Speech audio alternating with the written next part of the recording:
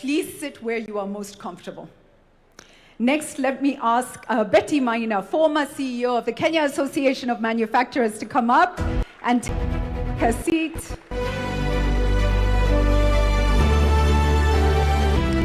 Faith Beatrice, President of Daystar University Students Association. Faith, where are you? Please come up, give her a round of applause.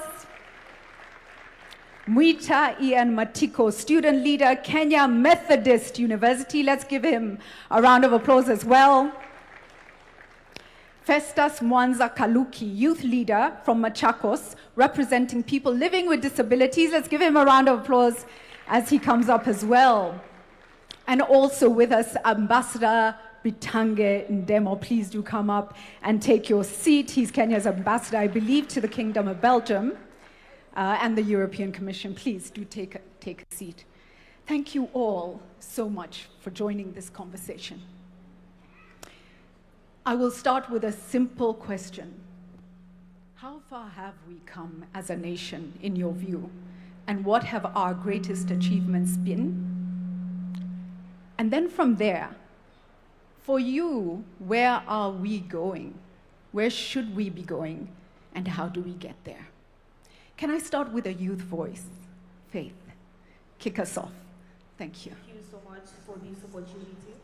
So one great achievement that we've seen is the development in terms of roads. We've seen Thika Superhighway under Vision 2030.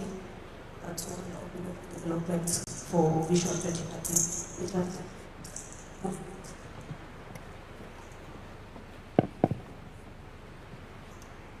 Which is a movement along Thika Superhighway, leading to economic growth and empowerment here.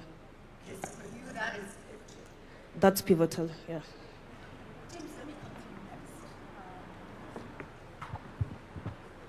Sorry, Kenyans are adaptable. When things don't work, we figure it out, right? So that's another wonderful thing about us. James, take us to your journey. Of course, you are part of Vision 2030. You have also been part of building Kenya, private sector, but also wings to fly, and development-wise, you've done a lot. How much have we achieved? And where are we going? Thank you very much. Thank you very much, Jury. Looking back, we have made very significant progress, but progress is always relative. You only appreciate how far we have gone if you look at our age of 60 years relative to other economies and their age. That's how you really appreciate. But at the Vision 2030, the data was out there. We are ranging between 50 and 80 in terms of achievement of targets. So when you get 50, you have passed. If you get 80, you have done very well. So it's really a question of relying on data. Could we have done better? I think Professor Ino's feedback, because he held the mirror for us, there are areas we could have done better. And that is why it is important to formulate Vision 2063 so that we can do better in the areas that we did well, but also continue to do well in the areas we did well. But I would like to single education and health. To me, while the indicators have not really been what they should be, getting 1.2 million children to sit for an exam in 1 year and graduate to the next, that to me is a huge achievement because we have moved from a very low number. Where are we going? I think where we are going is, and I was sitting next to a dream, is fulfilling his dreams. This vision is not about our generation. This vision is about our children and our grandchildren. And he reflected where we are going. And it's, as he spoke, I was amazed that he's helping us to see where we didn't get it right, that we could have been more people-centered. It's really him, it was all about people. Education, security, health, neighborliness, environment. That is all about people. Yes, we did lay foundation in infrastructure, but Adrian representing the people for who we are here wants a people-centered vision. Very powerful, very powerful. Let me come next to you, Daisy. Tell us what you are most impressed with in terms of what we've achieved, and tell us where are we going. Let's try. Let's see if the mic is working. Okay, thank you. Try again. Just hold it. Thank you so much, Julie, and thank you for the opportunity to have this conversation. I think, and I'm going to speak as a woman, that in Kenya, I think we've made significant strides. I think the most important thing that we did for ourselves as a country was the promulgation of the 2010 Constitution that gave us the framework for inclusion. And when I think of, you talked about the 80s, and there are many things that people don't know about where women came from. I remember when we were in school in the 80s, a woman could not walk into a bank and open a bank account without the permission of her husband, if she had one, or her father, or a significant male other. Women were not seen as having personal agency. Today, women are at the forefront of economic growth, you know? So that's really significant. If you look at our history, where we came from in terms of political representation, it was a male-dominated field. Women who aspired to be leaders were considered somehow wayward because it was really considered a male domain. Today, we have women at every level of our governance, at the county governments, in parliament, in the cabinet. I see here we have 2 female governors of the 6 governors that we have in our country. So we're changing the face of what leadership and governance and power looks like. When you talk about indicators in terms of education, maternal health, in terms of economic growth, I think we've made significant growth, and we need to appreciate that. We look at all the hardware that's been there, the roads, the railways, and everything. But even in terms of income generation, I think we've come a long way as Kenyans. So somebody talked about, the young man talked about democracy, the freedom. You know, I really don't think we appreciate the kind of freedom that we have in this country. Angel sang about how Kenyans shouldn't insult their leaders on social media. The freedoms that we have in Kenya, the ability to be able to speak and express yourself, I think this is something that we take for granted because it's not available in many other jurisdictions, but in Kenya we do, and that's why I appreciate this conversation, because it's giving us an opportunity to be able to have a conversation and channel our energies towards talking about the Kenya we want to see beyond Vision 2030, but also to diffuse some of the tensions that are there, because we agree that we're having this conversation within a context of a lot of uncertainty in terms of employment, economic pressures, and all that. So there's also skepticism as to why is this conversation coming at a time like this, just a year before elections. But I think it's important that we have it now. That's why it's important that we have it now. So even the ability to be able to gather here together, to have that conversation, the president calling us as citizens to have a conversation about what the future of our country looks like. I think we've come very far, because usually it's always top down. It's presented to you as citizens, not calling you in to come in. Let's have a dialogue, let's reason together, and let's vision our country together. That's incredible. Thank you for that. I think it brings me to Betty. Let me come to you next. And, you know, we were at the forefront of a lot of dialogue over the past 20 to 30 years. And maybe one of the most important things about this country is the ability to sit together and listen to each other when we need to, in the most difficult moments. let's walk through for you, what are you most proud of? And now as this country comes together in this discussion, starts this process, what's the realistic, process that we need to go through? And I think it will be discussed further, but this is not a short journey. This is to tell us what you see, and ideally, where do you want us to land as a country? Well, thank you. It's on, right? Well, thank you, Julie, and referencing how far we've come in this conversation about the future of the country. And like you, I'm actually very excited that we're having this conversation in this context, because we've had conversations about Kenya in the past, and it's not from the 60s when we think about the futures work that was done by the NCCK. So Kenyans have been thinking about... We adapt. Sorry. Kenyans have been thinking about themselves. We gave ourselves a vision at independence. We gave ourselves the goal of eradicating poverty, disease, and ignorance. And therefore, we've been shaping our futures over different times.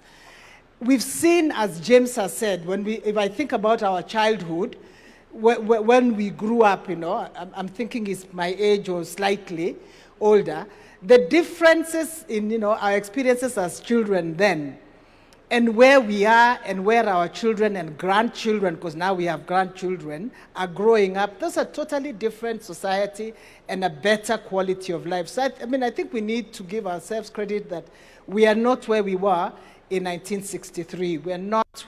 But we are not where we would like to be. So we've accomplished a lot socially, politically. We've celebrated the Constitution. Economically, we've seen better livelihoods than we experience, education, health. There are many things that we can talk about and celebrate as having accomplished as Kenya. But we are also aware that there are things, we gave ourselves 80%. Somebody might be less generous, James, and say maybe we should give ourselves 70. So 70 gives you an indication of how far you are. And Professor Hino has clearly told us, this is where you could be if you did different things. And I think when we now think about the future, we need to think about not focusing on the things that have worked. We like to look at buildings. We think development is capital projects, roads, which is true, it facilitates that. But there is something within that we need to work on. What sort of economy do we have? We focus a lot on, and we are aware of how unequal our society is. So if you ask me, what should we aspire to? We should aspire to a lot more of an equal society. What are the things that will get us that? Professor Hino points out, but history also points out that hard work, clearly, discipline, integrity are critical for building blocks for the future. Everybody wants to become rich, but how do they want to become rich? And do they become rich at somebody else's expense? We need to fix the institutions that offer equality for Kenyans. Thank you. Wow, fantastic. Still adapting. Okay. Can I just bookmark that when Professor Hino did his presentation, and when you mentioned informal sector, there was an applause that came from the back. So I just want to recognize that's a very big part, I think, of what Kenyans want us to focus on, is how to give dignity and opportunity and pathways forward to the informal sector. Let me come to you next, Ian. A lot of what we talked through earlier, you probably didn't live through, right? So when you have the chance to look forward and imagine and dream everything. We have a restless, cynical and tired, kind of disappointed Gen Z and youth population. How do we inspire? How do we rebuild? And what do you see as the future for the country? All right, thank you so much. My name is Ian Mwita Matiko. I may not have lived to see the Vision 2030 being born back in 2008, but I have been a beneficiary of that vision from the time I was born up until this moment. So I'll say what is working in the present and where I think we are headed as a country and what I envision, what I would want as a Gen Z to be achieved in 2060. What is working currently? I've had the opportunity to work under 3 ministries currently. I have worked under the Ministry of Interior, under PS Raymond. I've worked under the Ministry of PS Fikirini Jacobs, and under the ministry that coordinates Nyota Fund. One of the things that I can say with full confidence that is working is that for the first time in the history of this country, we have had the young generation being brought in conversations, national conversations on matters security.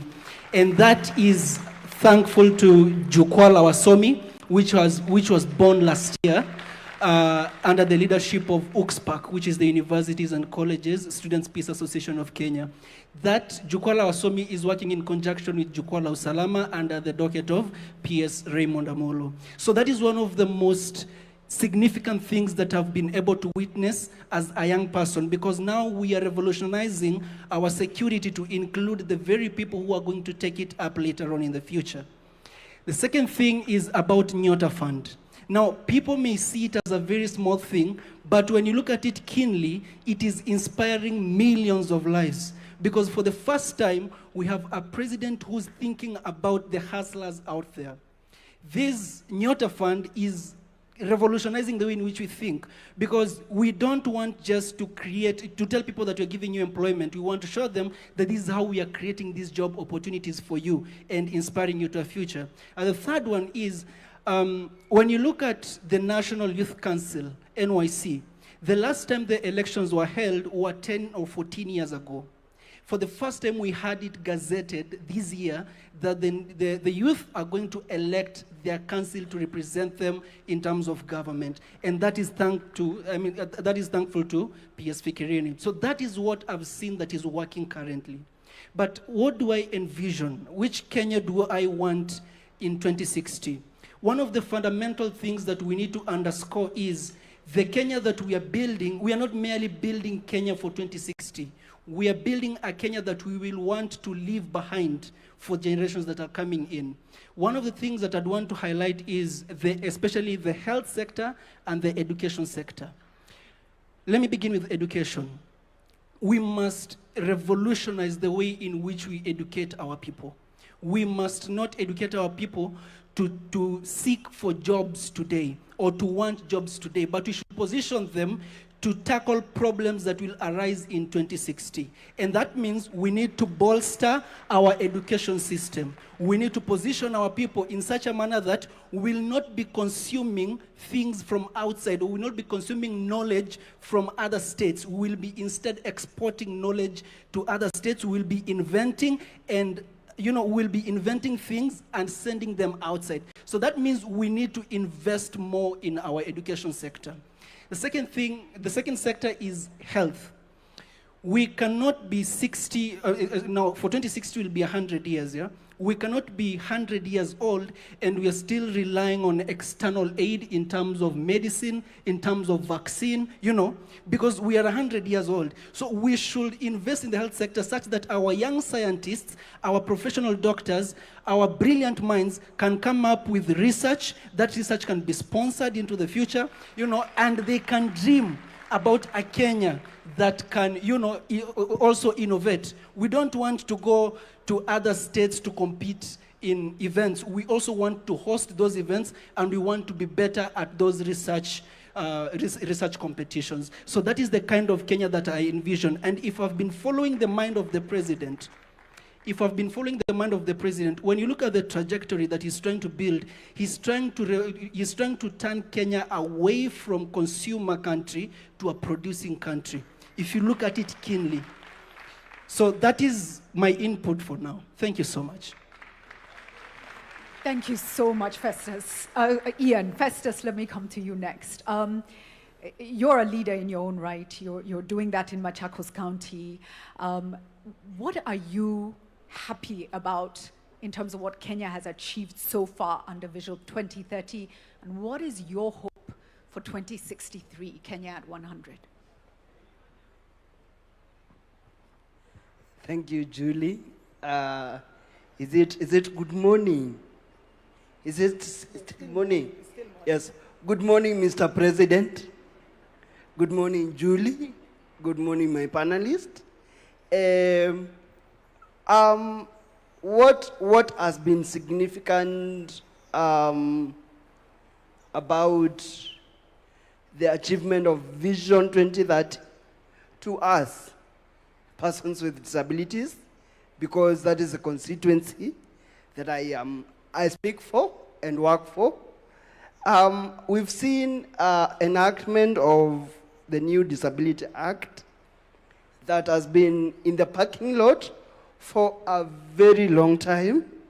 The act was assented by our dear president last year, August. Was it August?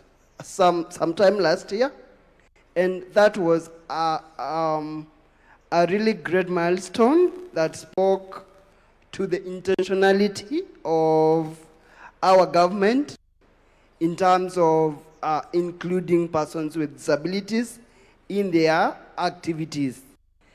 We've also seen significant efforts by the government, especially in mashinani, whereby nothing can happen without us being on the table and having our voices where conversations are happening. Kudos to the Ngao team and to the other government sectors like the judiciary and other parastatals of government. And the hope that I have, or the hope that I see is, number one, before I go to the hope, can I cite an oversight that I have seen? Because this is a conversation anyway. When we look around this year, we are missing a very critical accessibility format for those that are following online and those that are in this place with hearing impairment. That next time that is looked at critically, because Thank you. this being a national conversation, then it ought to carry us all to the other side of the river. And the other observation that I have made, I'm moving to my hope. I have also observed that in most of our persons with intellectual disabilities, when I speak about persons with intellectual disabilities, is the people that we sometimes shun away from because of their complexity of their disabilities, in that the way they take concept in and the way they give output out is a little bit different from everyone in our midst today. And I believe that is something that in our next roadmap, we should have an intentional way of targeting, really targeting persons with intellectual disabilities and those with autism.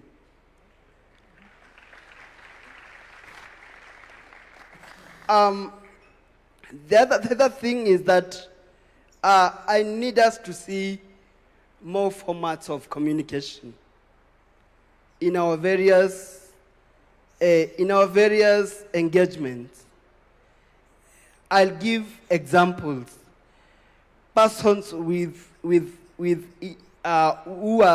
are short-sighted, that do not see small letters, how inclusive were we when we are projecting Even I was struggling. in our screens? How inclusive was that? And those that use Braille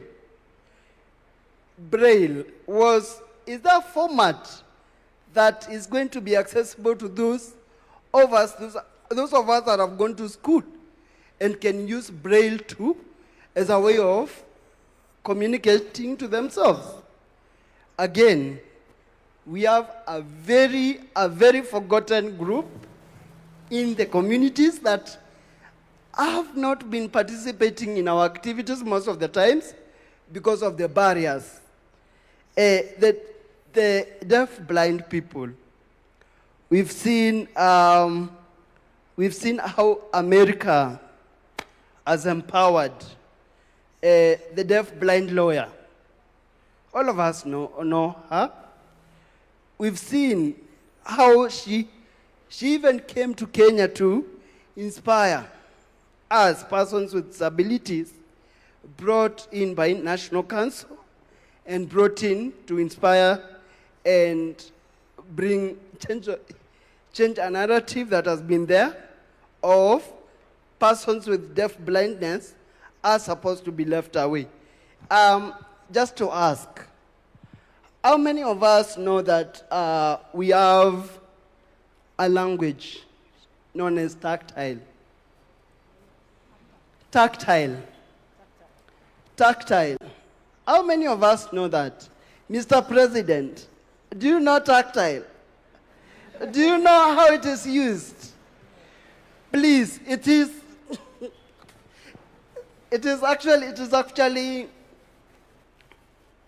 embedded in our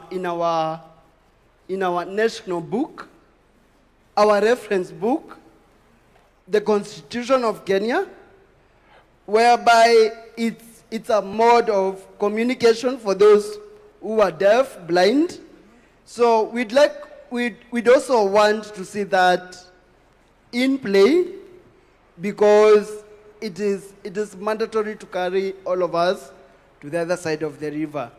Now, yes. I am going to my hope. The Kenya I hope to see a Kenya that is inclusive, a Kenya that is intentional, a Kenya that is led by us with diverse perspectives and disabilities. We need to be included, not integrated. We don't want integration. We want to be at the center of where conversations are happening. Thank you. Thank you so much. I think the humanity, even in how you started Festus, and you took a moment to recognize and greet us, and you've taken us through a comprehensive view of what's missing and where you need us to go. Thank you so much for that. I want to also just recognize, you mentioned somebody from a different country who inspired you, but we have our own in Kenya, do we not, who is a senator? Honorable Crystal, yes, and I don't know if she's here, but she's incredibly inspiring, and so I just wanted to also mention that. Thank you so much. Let me come to you, Ambassador Ndemo. Again, we were at the front lines of much of the change of Kenya with you. You were right there, and you saw what it took to change a nation. It's not easy to push, to evolve, but you did that. Take us through the learnings you had in delivering Vision 2030, the part you played in development of Kenya, and where you think we really need to be going for 2063. Thank you, Julie. Let me recognize His Excellency the President, Deputy President, Prime Cabinet, Cabinet Ministers, and all guests and governors I saw here. The question I have to answer it from the problems that I had before we saw the changes. When going to high school, I would board a bus and leave, and my mother would only expect to hear my voice when I came back. There was no communication, there was zero. To get a telephone, I'm sure Mwangi can testify here, it took so long to get, if you get anything like that. But the government invested in ICT infrastructure. This ICT infrastructure completely changed the way the world works in Kenya. A lot of young people take it for granted when they get their passport within 2, 3, 4 days. For us, it used to be 6 months, 1 year before you got the passport. There are so many other government services that have been digitized since that time. I think 100% of the government services are online. We are able to pay our taxes online. We are able to communicate online. We are doing several things online because of infrastructure. I'm emphasizing this because Hino also said, going forward, we must look at the infrastructure that will take us forward. Today, with the little infrastructure that we have in northern Kenya, a mother takes a smartphone on a child's chest, and through AI, they are able to identify the kid has tuberculosis. The nurse can do that. This is something that used to be done by radiologists and other things. We need to expand that throughout the country. And what I'm saying, what we need going forward from today is actually to build the future infrastructure for AI, because AI is disrupting education, disrupting health, disrupting agriculture, and that we need to have its own infrastructure. And because of geopolitical contestation, there is a problem that we must begin to solve now. But there is a problem which the president knows very well, energy. We need to have energy. We cannot talk about AI going forward without significant amount of energy. I think we're at less than 5,000 megawatts. We probably need another 10,000 megawatts within a very short period. Companies like Microsoft try to invest in that space. We need to work with the private sector and build the infrastructure the same way we put the fiber in the undersea and also terrestrial to every county. We must invest in the future infrastructure for Kenya's competitiveness. Our education has done very well. Mwangi talked about it. We need to leverage AI because what the studies are showing is that most of us who have been teaching, we teach an average student. But with AI now, we can identify the needs of every child and actually provide the right thing. It is not going to destroy teachers. It's going to facilitate teaching. I would stop here because I can say. Thank you so much. The simplest way, I think, to understand AI is to see it as a tool. Ni kama jembe, yeah? It doesn't replace the person who needs to do the work. Maybe jembe is wrong in today's environment, but it's a tool. Your Excellency, I do want to come to you before we open to the floor. As a leader, same question. What are you proud of in terms of what we've achieved so far? And where are we going? But as a citizen, as a farmer, where do you really want us to go? Please tell us. Thank you very much, Julie. And good morning, everybody. Vision 2030 in 2008 became the roadmap for us as a nation to think long-term about our development. Maybe I see some people straining to see. Long-term for us to plan our way into prosperity.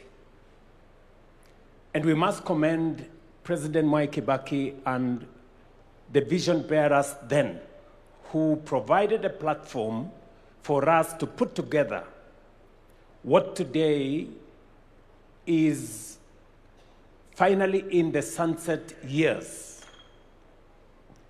Vision 2030 has provided a framework for us to figure out our development. It set out that Kenya should be an industrialized nation, middle income, high quality of life in a safe environment. All the targets we set for ourselves, we have been given a review of where we are on the economic pillar, on the social pillar, on the political pillar, and the enablers. And we have been given a scorecard by the Vision 2030 Secretariat. We have done fairly well in many aspects. We've done well in others more than others. We've been given the figures on the political pillar. We are at 80 plus. I think we have an A. And you can see it. We have a new constitution. We have a robust Bill of Rights. We have a democratic state. We have an open society, a rule of law. We have a working judiciary. We have a civil society that is not constrained. And we have made ourselves a very proud nation. In fact, globally, Kenya is recognized as a democratic country. It is part of the reason why in 2023-24, I paid a visit to America, and the single most important component was the fact that we share in our celebration of freedom and democracy. We have been given indication as to where we are with the economic pillar. In fact, I think of all the pillars, the economic pillar is where we have done not very well, at around 50, I think it was 52, 53%. On the social pillar, we are around 60. We have made progress. Today, we have significantly in our region, we've done very well in terms of paved roads. We have 20,000 kilometers of paved roads. We have a working SGR. We have an expressway. We have dualed some of our roads. We've extended electricity. We now have 10,000 homes. 10 million, sorry. 10 million households going to 11 million households connected to electricity. Our transition on education is significant. We have done very well. But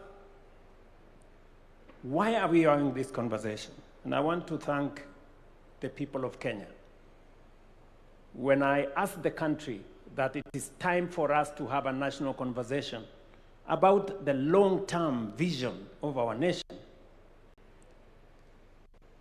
we have been explained to why. Number one, Vision 2030 will come to an end in the next 3 years. Medium-term plan 4 is ending in 2027. For us to plan medium-term 5, medium-term plan number 5 is going to take from 2027 to 2032. Yet Vision 2030 is ending in 2030. So we need to have the longer-term vision for us to be able to plan medium-term 5. Reason number 1. Reason number 2, when we figured out Vision 2030, 20-something years ago, the world was much different from what we have today. Technology had not taken the space it occupies today. The advent of AI was not with us. we didn't have the serious effects of climate change the way we have today. We had a completely different situation. It is important that at this point in time, we give ourselves another opportunity to think about the long-term development of Kenya in the context of the world that we live in today. Number 3, when Vision 2030 was developed, it was developed before the new constitution. The new constitution provides us with a better and clearer framework on how to think long-term. And therefore, it is important that we engage in this exercise in the context of a new constitution. A new constitution that does not request us to consult the people. No, it is mandatory. The reason why you find in some cases many people do not understand, do not relate to Vision 2030 was because there was no public participation to the extent that we know public participation as provided for in the Constitution at the moment. And therefore, we have an opportunity this time round, different from the opportunity that was in 2008, to formulate a long-term plan, one that is done by the people, not by government, not by bureaucrats, by the people themselves. And therefore, we need to give ourselves the opportunity, and this opportunity that we have to think about Kenya long term. We want to pick the minds of everybody. The farmers, entrepreneurs, students, technocrats, everybody. Let them tell us what kind of future that we all want to think about. And nobody should assume that any one of us has the monopoly of knowledge. This cannot be, and I make it very clear, this is not a government project. This is a people's project. So Kenyans must prepare themselves. It is a responsibility put on our shoulders collectively. And I will be speaking as a citizen as well, because I also have aspirations on what I think our country should be, beyond me being a leader today in Kenya. And number 4, just so that we contextualize this, the center of gravity, global gravity, in terms of growth, is moving to Africa.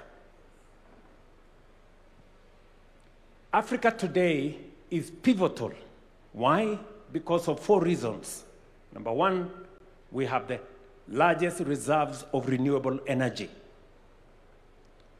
We have the youngest population, a population that a quarter of the world's population will be living in our continent by 2050.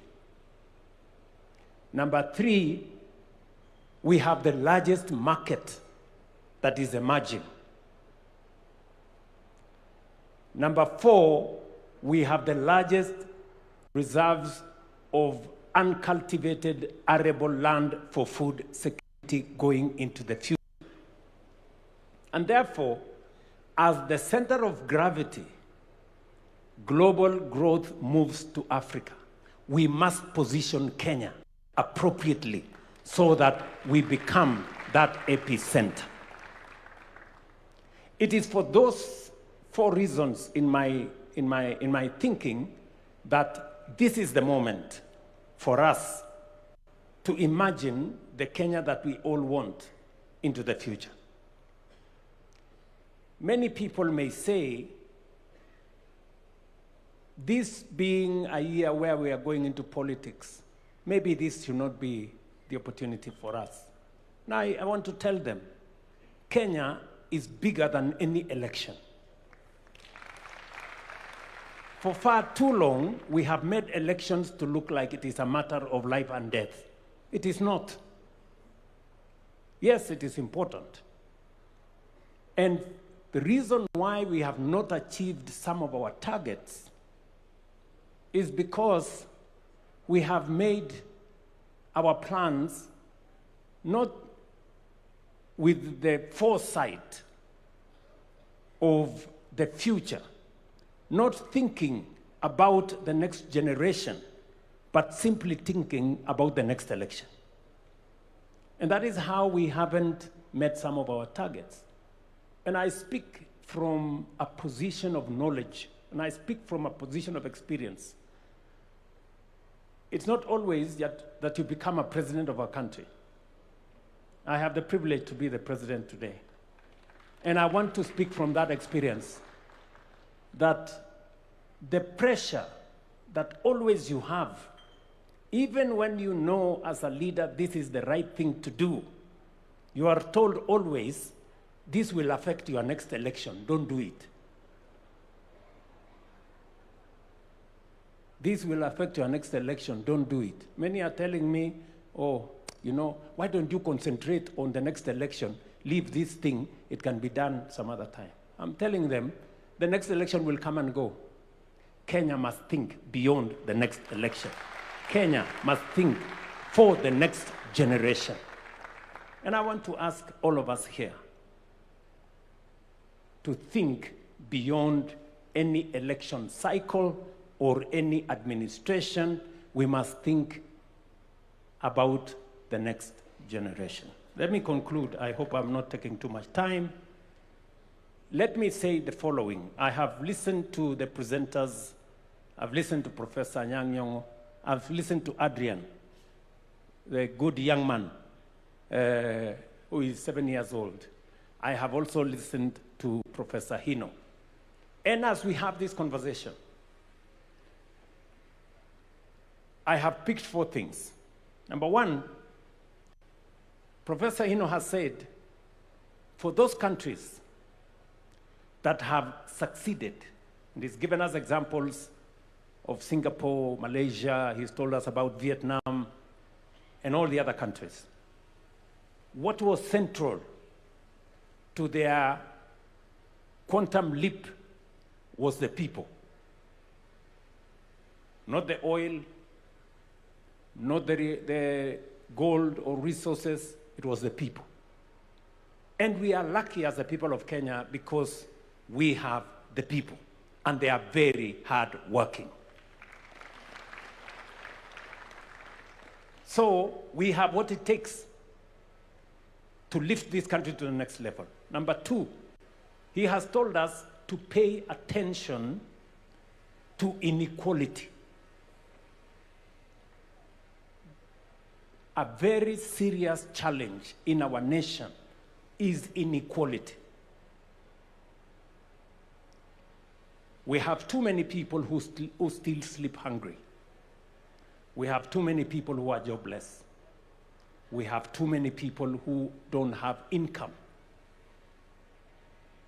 We cannot progress as a nation when we cannot take care of the vulnerable. So Professor Hino has told us 20% of the bottom poor account for only 5% of income,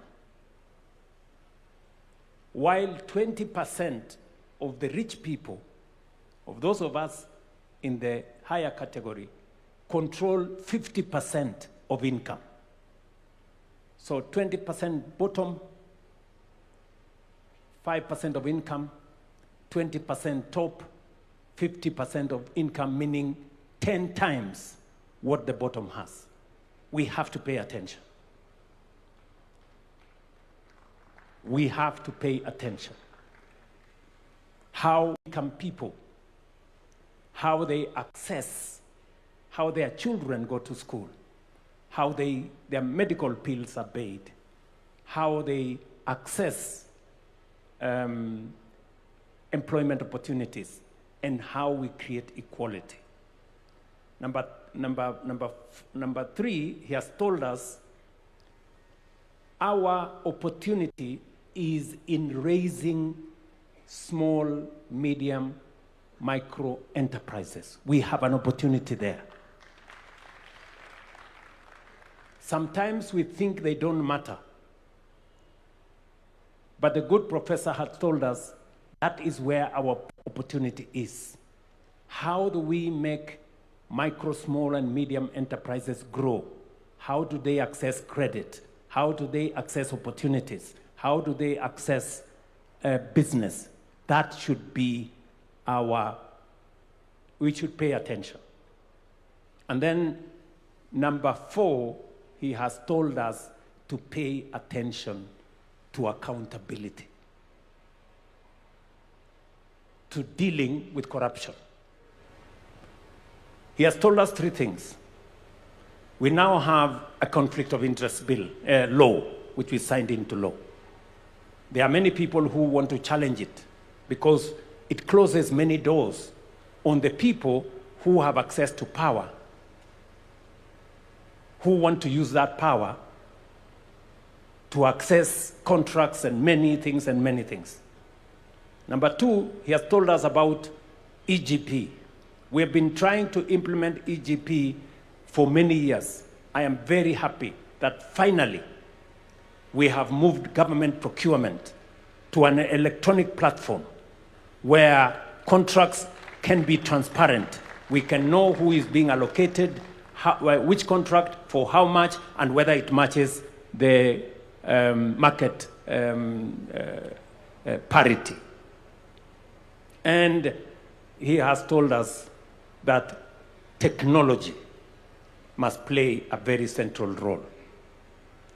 I was listening to Mercy Mwangangi, our CEO of SHA, and he was saying the single most serious challenge he faces is how to stop fraud. You know? And we are very happy that finally, using technology, we are able to stem theft, fraud, and corruption. And to the good professor who has said here, going forward, technology is going to play a significant role in us taking this forward. So, in conclusion, let me say this. To the people of Kenya, nobody has a monopoly of good ideas. Beyond Vision 2030 is our collective responsibility. We must step up. It is a constitutional responsibility to each one of us. It is an obligation to each one of us to implement the Constitution. And part of implementing that Constitution is to figure out how we appropriate, access, and avail all rights that are provided for in the Constitution to everybody in Kenya. Whether it is human rights, electoral rights, rule of law, access to water, access to education, freedom from hunger, making sure that the Constitution, what the Constitution says, that every citizen must access the highest standards of health, the highest standards of education, the highest standards of housing. It is our responsibility collectively for us to have a plan on how this is going to be attained. And we have the opportunity. I want to pledge here that government is not going to lead the talks. It is going to facilitate. This is about the people. Whatever platform that is required to be provided, we are going to provide the platform. Let the people, in their diversity, the religious community have ideas. Private sector have ideas. Farmers like myself have ideas. Students have ideas. The academia have ideas. Our good friends in civil society, they have ideas. Let us bring the cocktail of ideas and have a plan for our country into the future. It is our opportunity. Let us not abdicate. Let us not delegate. Let us not run away from that responsibility. It is our duty, it is our obligation constitutionally to make sure that we think about the future of our nation so that Adrian, sitting here with us, 7 years old, will know what the future is going to look like. Thank you very much. I hope I have not taken too much, but this is the opportunity for us, and I am very happy to be part of this as a Kenyan myself. And believe you me, I will be part of it as a Kenyan. Thank you very much. Thank you so much for that, Your Excellency. Thank you for the context. And Mark, just be on standby. I will be coming to you. That context is very important.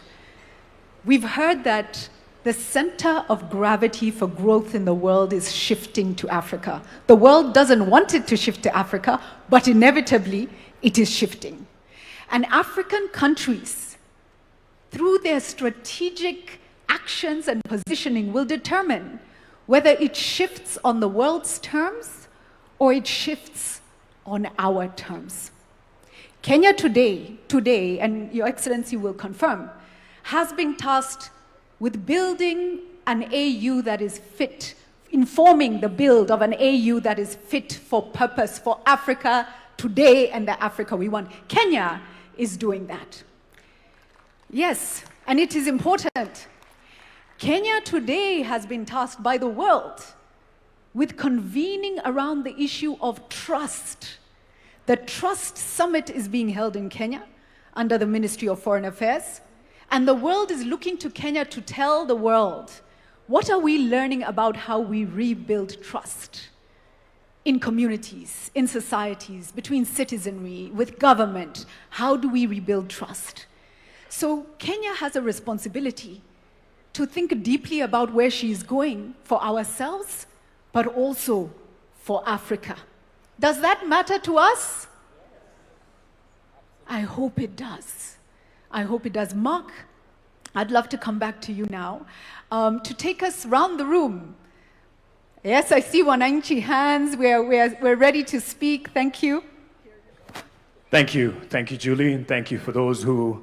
So I'll just start here, and then you'll pass it back to the lady right behind you, young lad. So crisp and short. Good morning, everyone. My name is Sean Karanja Kinyanjui. I'm an investment professional, born, raised, and living in Nairobi. I'm a portfolio associate at a Pan-African venture capital firm. So on a day-to-day basis, I get the privilege to speak to entrepreneurs across Kenya and Africa and deploy meaningful capital into their businesses.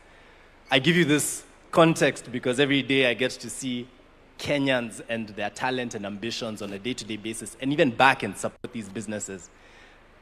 But I also see a lot of strong ideas and entrepreneurs held back by gaps in capital, infrastructure, and execution as well. And so for me, a vision beyond 2030 is very personal because it affects the trajectory of my career in the investment space, fundamentally. It also affects the legacy that I leave behind for my family. I'll be not so old, but approaching retirement by the time 2060 comes about. And so I need to personalize these goals for you as my leaders so that you understand what needs to be done for me as Sean. I can't speak for everyone here, and the mic will go around the room, but I have 3 key goals that I need to achieve by the time I am 60. And the first one is to be a captain of my industry. I want to sit like James Mwangi here on the podium and say, I'm a global allocator of capital, that people can come to Kenya and say, where's Sean? Let's give him capital. And under this framework of investment that we'll lay out for 2060, I will be able to manage and deploy that capital into our entrepreneurs and spur our economies. But for that to happen in this plan, we need to make sure that there is predictable monetary policies, strong and transparent institutions, investor confidence, so that when someone says, I am domiciling my fund in Kenya, they're not scared that most of it will go away to punitive measures or lack of transparency or get lost entirely because there's no strong ecosystem to support the businesses they invest in. And Mr. President, I do agree with you. Fundamental to that goal of mine is going to be eradicating poverty, because businesses and the investors behind them are only as good as the income that the everyday Mwananchi has to spend on the products and services that these businesses offer. So that needs to be a thing. And Mr. President, just like you, I have a love and passion for agriculture. At our fund, we get to invest into agriculture products and projects across the continent. And I've seen the math, I've seen the data, I've seen the capital flows. And let me tell you, young people, agriculture is the way to go. We have the opportunity to become the food basket of the world. And one day I want to say that I want to step down from my role as the future James Mwangi and get into agriculture at scale. I want to become a farmer and export and feed the world. But to do that, the economics of farming in Kenya also need to work. Access to markets, logistics and transport, water, access to land, all of those need to work for that dream to happen. And my final dream, I just got married a month ago, and, and I plan to go forth and multiply. And so being a father, being a husband, being someone who raises a family in Kenya is core to me, because I need to make sure that my kids grow up in a meritocracy so that their education, their skill set, and the opportunities that are before them are what will open up doors for them, not their last name, not where they were born, who they know. That's the kind of future that I want for my children. And I want to be old in my 60s, living in a Kenya that works, and one that I can be happy in, and I can say, Najivunia kuwa Mkenya. Thank you. Over to you. All right, let me pass it over to you. And let's keep it short and crisp. And Sean, just for as an interjection, 60 is not to grow old. There are 60-year-olds here who feel targeted by what you've said. But I get your point, young man. 60 is not old. We still have very young 60-year-olds here. So, tuendelee nalo. Keep it short. Good afternoon, everyone. My name is Achieng Masawa. I come from the great county of Siaya and a woman representative aspirant. I'm a social impact and enterprise-based consultant. I had a privilege to study in Israel and also study entrepreneurship in US through Mandela Washington Fellowship. I'm also a former student leader at University of Nairobi, where I represented gender affairs and also vied for chairmanship back in 2015. And as we sit here today, I am so grateful that this conversation is taking place. It has been so long overdue. I come from a county where we are the source that have been on the streets far too long. And I'm really, really grateful that one of the least developed pillar is economic pillar. And being a youthful country with a young population, I believe, and today is the International Youth Day, I believe that focusing our energy in enabling the capacity of our young people is the way forward. And today I am greatly challenged that the president of our great Republic of Kenya, Dr. William Samoei Ruto, has led the National Vision Board. I would like to challenge all of us as young Kenyans and every Kenyan to also develop our personal vision board to contribute to the growth of our country and to the journey to Singapore. Thank you so much. Over to you, over to you. Melody, you have someone? Thank you. Ladies and gentlemen, Your Excellency, first of all, my name is Hilary Ojwang. I am a Gen Z of this nation and a graduate mechanical engineer. So my comment as of today is that, first of all, I want to thank you for this initiative, because we came up with Vision 2030, and we are now we are developing a relay of visions. So we have Vision 2030, handing it over to Vision 2060. So as we hand it over to Vision 2060, we really just have to reflect and check back and see what is our progress in the social pillar. We have made some progress. Our progress in the political pillar has been significant. But our challenge, Your Excellency, which is the key and the core of changing the life of our people, is the economic pillar. And as a young person, as a Gen Z of this country, I want to thank you because you are saving us in this, guys. Because when I'll be old, and in my 60s, in 33 years to come, the current generation, the generation Alpha, will be asking us for jobs and asking us, what did we do when we were young that they are jobless? That is why I'm thanking you, because by Vision 2060, we are trying to solve the solution of creating jobs for our people. My comment is that as our president, and we are praying for you, and we are going to hand over the job to you once again in 2027. I just want to ask you that in that last term, Your Excellency, focus on the economic aspect kindly. Our young people are still hungry. We still have few opportunities in our country. We want our economy to be strengthened. You say that a significant percentage of our country, our land, which is arable, is still used. Let us utilize that. Let us have food in our country that we can export. We can even process it and export final goods to the global market. That way we'll have solved a lot of problems for our people and create opportunities. When you look around you, majority of the things here are imported. If you look at the speakers, the cars around here are imported. We will only empower our people if we can do much of the job here and export to the global market. Thank you so much, Your Excellency. God bless you, and I appreciate us for gathering here today. Asante sana. Naona sasa kipaza sauti upande huu pia kimeruhusu. Kuna dada hapa, jitambulishe kwa dakika 10 nawe toa mchango wako.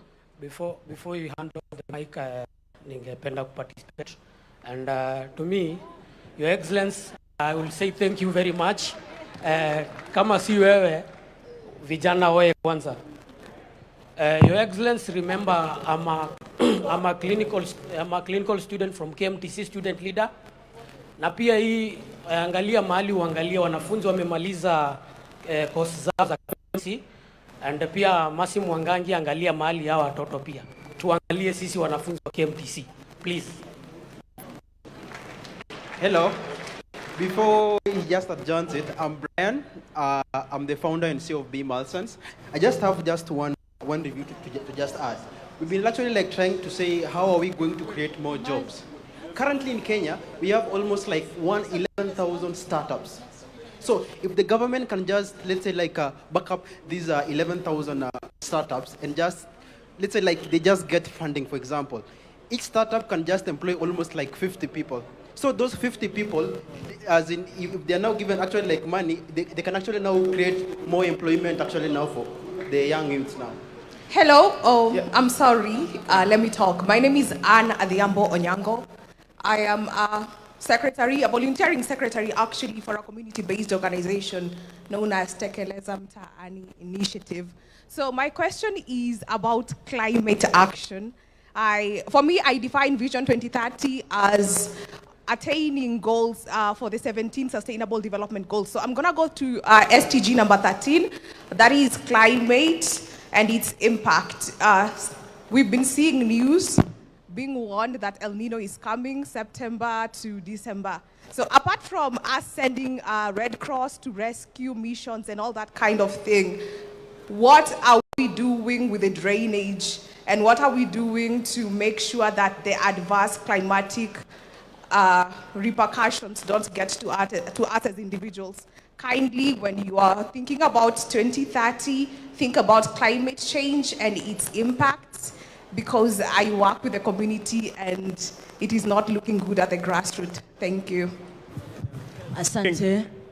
Sorry about the challenge with the sound, and we're trying to get. I had promised this young lady here na hapa na point tu kwa sababu ya muda, lakini pia wewe utaposition watu pia. I love this sign. Let me just say, yes, I love the hands. I see you all. I appreciate that. And this is what we are starting. So hatufungii mtu yote, lakini tunawapa wale ambao wanaweza zungumza kwa muda tu. I love the passion and I love the reaction. We just also need to give that side of the room. So that's why we're kind of giving an opportunity for those on the other side of the room. Young lady, please keep it safe, short, and then we will come to as many. But as you would appreciate, there's other parts of the program, and there's another opportunity for an open mic. I promise you. I promise you. Quick. Thank you so much. I'm called Lucy Wanjiru Mbugua, a youth leader from Nakuru County, and aspiring senator come 2027 next year. And my question to the president is, there was a clip that Rigiji talked. We know Vision 2063 will go beyond your administration and possibly several generations. Now my question is, how will you make sure Vision 2030 belongs to Kenya and not to a particular government, so that the future administration continue implementing it regardless of who is in power? And as I finish, I want to say that I want this Vision 2030 to be a Kenya where there is no corruption, and where youths, we are employed regardless of who we know, as long as we are educated. Thank you so much. God bless you. Asante, asante, asante. Tumsikie dada hapa. Hello, good afternoon, everybody. Good afternoon, Mr. President and the nation at large. My name is Nora Kerubo Rangi. I'm from the Open University of Kenya. First of all, I'm Treasurer. First of all, I want to thank you so much, Mr. President, because after almost 36 years, I was able to go back to the university and undertake my degree in business entrepreneurship and education. I was just watching you on a television set like this, and you were inaugurating Open University of Kenya, and I saw the opportunity, and I wondered, how doesn't Kenya know about this opportunity? Open University of Kenya is an online program where you learn from anywhere in the country, in the world. Continue with your business, continue with your business, with your professional life, but at the same time, upgrade yourself. So what I want to say is, I've seen a very huge opportunity in this space. So President, as we are continuing, can we continue to implement this online learning space? I have seen students from across the world. I've seen students from across the continent coming to Open University. We are 3 years old only. We started with virtually zero, and we are now 30,000 students. So as Kenya, we can capitalize on this economic pillar and export education. Kenya is at the pillar of education, and they are coming from all over online. So I would like to see Open Primary Schools of Kenya, Open Secondary Schools of Kenya, and the rest is history. I've also seen people from other countries come here for the primary school education, for the secondary school education. So at 2030, that is also another pillar. People trust Kenya. They trust the education in Kenya. So that is a pillar I would like us to capitalize on and take advantage on. There are huge revenues in education. Thank you very much, and God bless you all. Asante sana. Kuna wepo wengi huko. Acha nimtape ukaka mwenye shati yake ya maroon. The President, the Deputy President, and all protocol observed. I might struggle to communicate because I've never addressed such kind of a congregation, but you'll get my points. I have very delicious points and very ambiguous points. Now, this is a national conversation that personally I expected the leaders from across the political divide to be able to attend. I'm quite disappointed that some leaders are not present. My name is Samson Ligala. I come from Kisumu County. My governor, Professor Anyang' Nyong'o, is among the leaders that are, spearheading the conversation. So, as you know and as you understand, leaders from Kisumu like myself, we are very brilliant, and we are supposed to be on the conversation and on the table. Now, Vision 2030 was formed when I was in class 3. I didn't know much about it, but my late father, used to really talk about it like every day. So I got to understand, and I'm glad that today I'm part of the team that is talking, that is addressing the country, and I hope that in future, the foundation that was built, we can have a conversation on it and be able to make changes. Personally, I want to talk about my ward, because in 2027 I will be the MCA for North Nyakach ward in Kisumu County, God willing. Kule, nataka kuongea kwa Kiswahili kwa sababu si wengi wanaelewa Kizungu wenye wananiona kutoka huko. Agriculture. Rais, naomba mnisaidie, mnipatie muda kidogo nimalize. Okay, thank you. So we should work on inaitwa value addition and empower the farmers at home and everyone, wale wananchi wenye wako chini. Hii conversation vile rais amesema tuweke conversation ikuwe kuhusu wananchi wenye wako chini, si leaders peke yake. Thank you for the opportunity. Melody, I'm right here with the young one. Melody, I'm right here at the front, just to speak to two young representatives who are looking forward to Kenya post Vision 2030. Kisha baada ya hapo tutarejesha mic jukwani. Baada ya hapo kipaza sauti kitarejesha. Samahani, sorry for that. Real quick, and then we'll hand it over to Julie, because there's more to the program and there's another open mic session. But I love the passion. This is just an indicator of what we need moving forward. To His Excellency, the President of the Republic of Kenya, the Deputy President of the Republic of Kenya, the Prime Cabinet Secretary, all the Cabinet Secretaries, senior government officials, ladies and gentlemen, children, boy and girl. Is it afternoon? Yeah, good afternoon. So my name is Blessed Barak Juma. I'm 15 years old, and it's a great pleasure to actually be speaking in front of the President today as an advocate. I advocate for the rights of the children, especially child participation. And first of all, I would like to thank the President, because I would say he's really considering the children because of bringing up the first State Department of Children's Services in Kenya. So, Mr. President, we really thank you for that. And I would like to also thank him for this vision 2060, beyond 2030, because as of 2060, I'll be 49 years old, and hopefully, God willing, if all of you will be there, all the children, they'll give me an opportunity to be the President of the Republic of Kenya.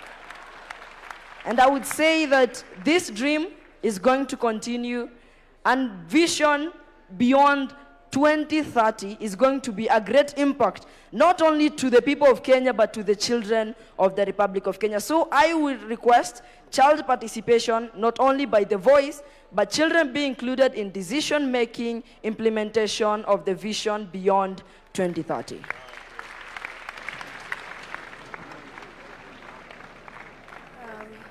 Good afternoon, everyone.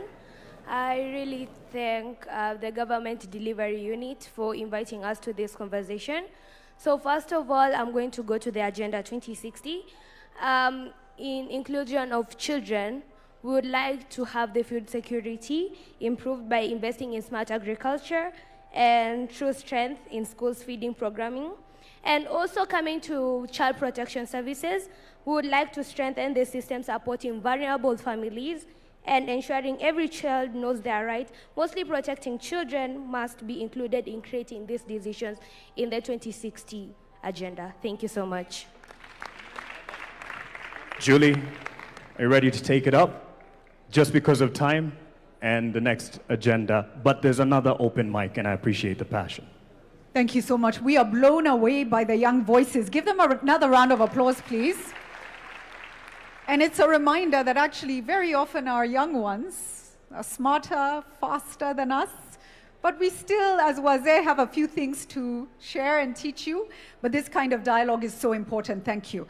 I know James wanted to talk to the young man, Sean. I think you will get a chance at a conversation because I must wrap up now. Let us give a round of applause to the panel as they take their seats. Sean, look for James. He wants to talk to you. So yes, thank you. Please take your seats. Panel, thank you so much. A better round of applause, please, for them. Please, please. Please. Ladies and gentlemen, as I close and hand over, we talk a lot about Singapore. And Singapore did many big things. But Singapore also did some fundamental, simple things. I want you to Google Lee Kuan Yew talking about the change. One of the things he stopped in Singapore was spitting. To transform Singapore, he stopped the culture of spitting. And they were very angry because they were passionate. They said, this is what we do, we spit. He said, you will stop spitting. And they stopped spitting. Another thing that he did was language. They all had different languages. Sisi tuko na Kiswahili. It's wonderful. They had different languages, and he told them, we shall speak the same. Pende, usi? Pende, we shall speak the same language. And I want to close by saying, as we have these conversations about what we want, part of what we want is individual responsibility. Mnatupa takataka, alafu mna complain. Mnauliza governor kwa nini? But if governor also is responsible for doing certain things, but we as individuals take our personal responsibility. If you throw something on the floor, ni nani, unataka nani to pick it up? So Kenya, let us rise, let us rise, let us rise. Thank you. God bless you. God bless Kenya. Thank you all so much. Thank you. Thank you, Julie Gishuru, my senior in the profession, and actually the one who held my hand to get into the newsroom back in 2008. The reason I bring this out, it's a process and a journey of holding someone else's hand and taking them to the future. And I appreciate those who've actually grabbed my hand trying to get the mic. Your view or your opinion is not any less than any other, and it is just in the interest of the agenda that we have. I see your hand, sir. I see your hand, that we have something called a hack at 100. There's another open mic session, and I appreciate the passion, just to be able to accommodate those who prepared, something that we can envision in terms of the digital capabilities of hacking a future beyond 2030. And for that, I'd like to call on Bernard and Mika and team, tafadhali wakijiunga nasi hapa mbele, tafadhali tuwape makofi. Bernard and Mika, hack at 100. How can we hack this?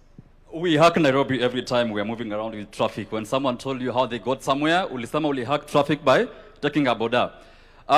Vijana, halo. We are here, we are building the future. I'm not feeling the energy. Vijana, halo. Mr. President, halo. Asante sana. When I say future yetu, tunasema tuko ready. Future yetu? Future yetu? Thank you. We need to have the energy so that Adrian, who spoke here so well, can feed off our energy. If we are building the future where everyone is bored, there is nothing to build. So, by the way, we are live on all platforms. We have a lot of creators who are live on X, Meta, Twitch. There's a Matatu parked outside, 2 of them. They are streaming on all platforms. So Hack Kenya 100 and Beyond Vision 2030, hackkenya100.com. We are live Go online, we'll plug you with all the latest updates. Your Excellency, Dr. William Ruto, Your Excellency, Deputy Kithure Kindiki, thank you for organizing this session, and all protocols observed. And I have to say, Vision 2030 is the only foundation or structure that got me out of a village in Keroka, in Kisii, and took me to Alliance High School. Hashtag, I went to Alliance. We went to Alliance, and without free education, I wouldn't be here today. So Vision 2030 team, Mugo Kibati, Alliance High School, we see the dream and we are to build today. And nataka mnishikie namba mbili. Namba ngapi? Namba mbili. 75 and 100. 75 and? After we are done, mwenye atakumbuka zinamaanisha nini, utaniona nyuma ya tent. I'll give you something. But before we jump into it, I would like to introduce my team who has been behind an activity we've been doing for the past 1 week. We are running a Hack 100 hackathon where we had over 10,000 young people all over the world applying for them to propose bold ideas, bold visions in terms of where they want to see Kenya at 100. We had applications from San Francisco, California, Frankfurt, Shenzhen, all over the world, because everyone wants to be part of building our future. So I would like to introduce my team, starting with Kevin, and we can jump into the next 15 minutes or so to show you what we have. Kevin?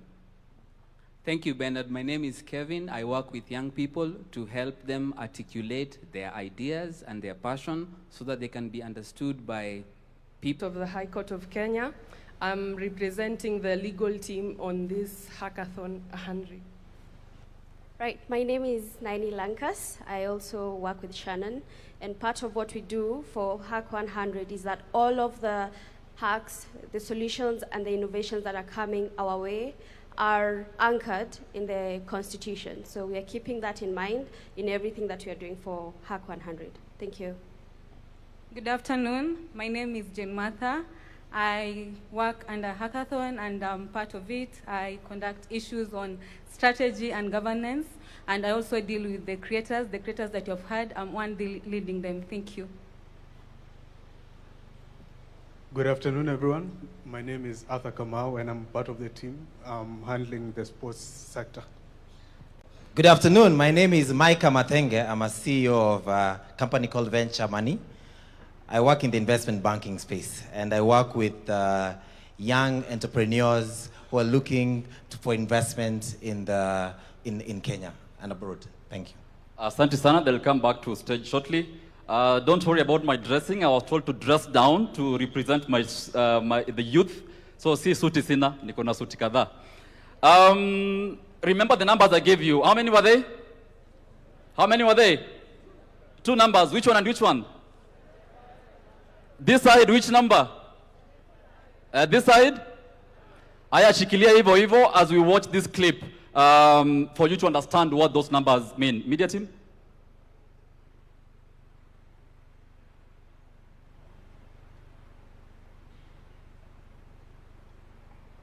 The audio is missing?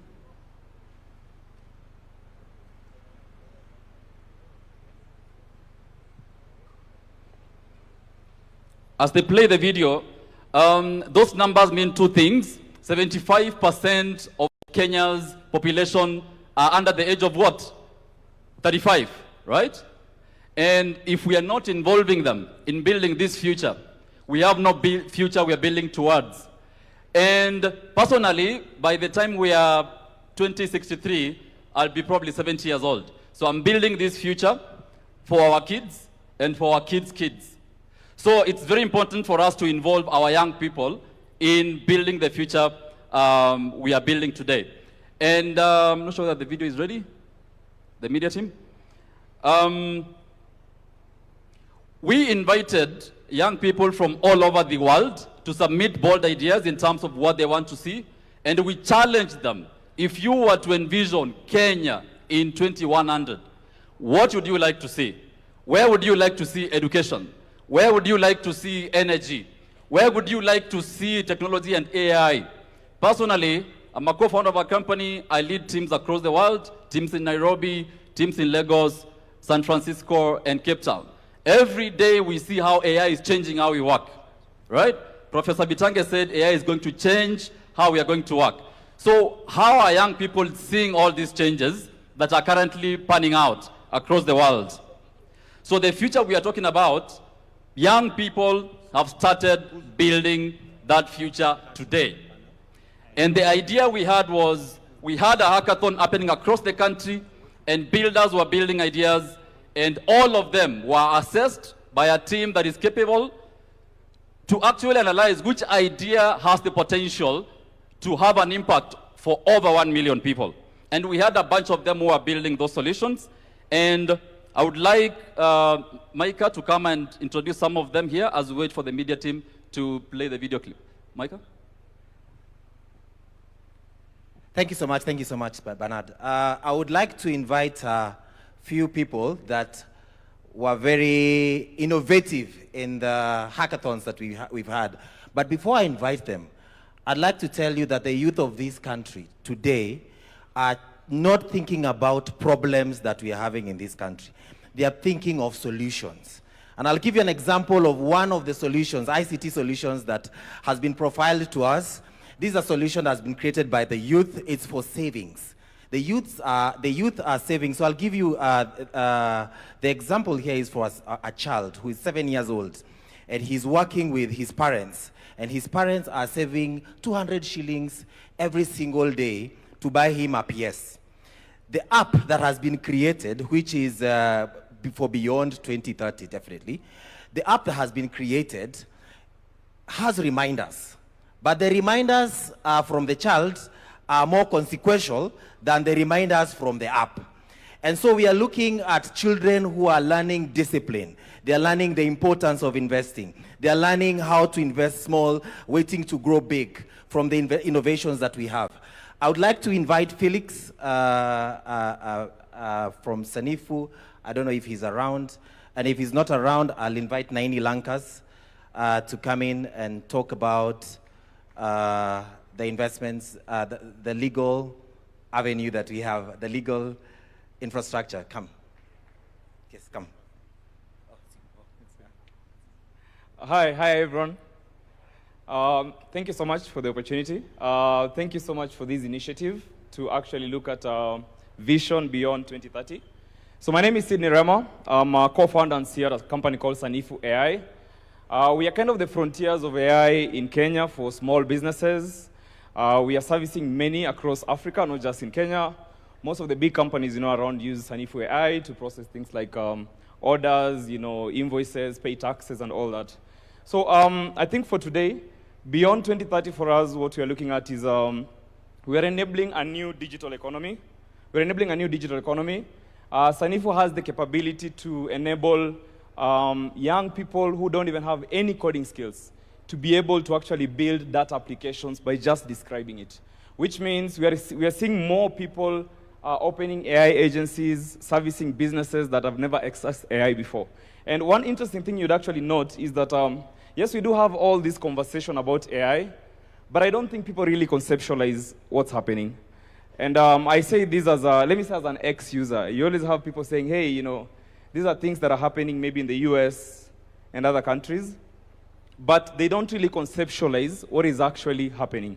And I would like to suggest something. Maybe the team or the task force that is planning towards Beyond Vision 2030, if there's one single investment that will actually make, that will significantly change the country or significantly change the future of the younger generation right now, is deliberately investing in training in AI and technology. You can build all the roads in the world, that's good. We'll build the roads, we'll build the infrastructure, but if we cannot stimulate the young people to actually understand how to quickly adopt AI and technology very fast, I don't think we'll actually have the leap that we're expecting. And I'll give you a good example. A few years back, we were doing charity in different children's homes where we were issuing computers that are old from, all these government offices. And we were training kids as young as 5 years, 7 years, 8 years old on how to use basic computers. And you'll actually be surprised what kind of applications they're able to build by the time they're 13.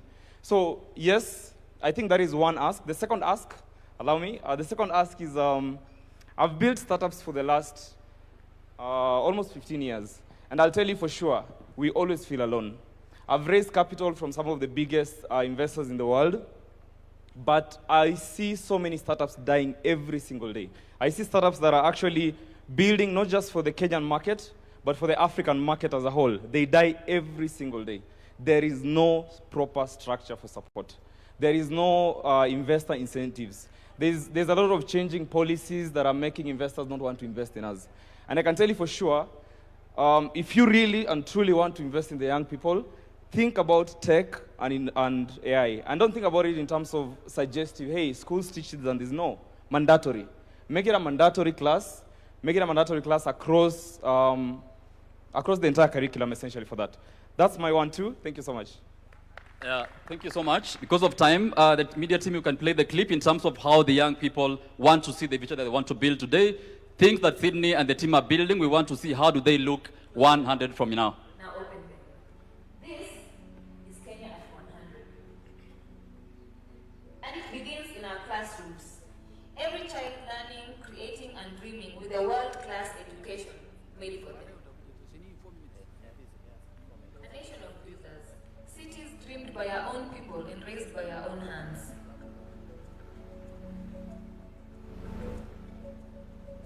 Every corner connected, from the lake to the ocean, no Kenyan left behind.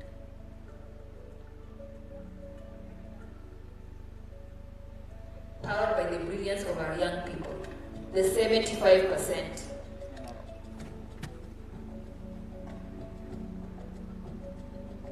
Feeding ourselves, sustaining our land, prosperity grown at home.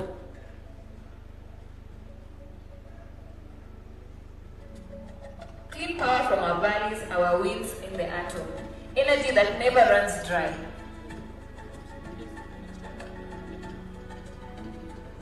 Made in Kenya, built by Kenyans, traded with the world.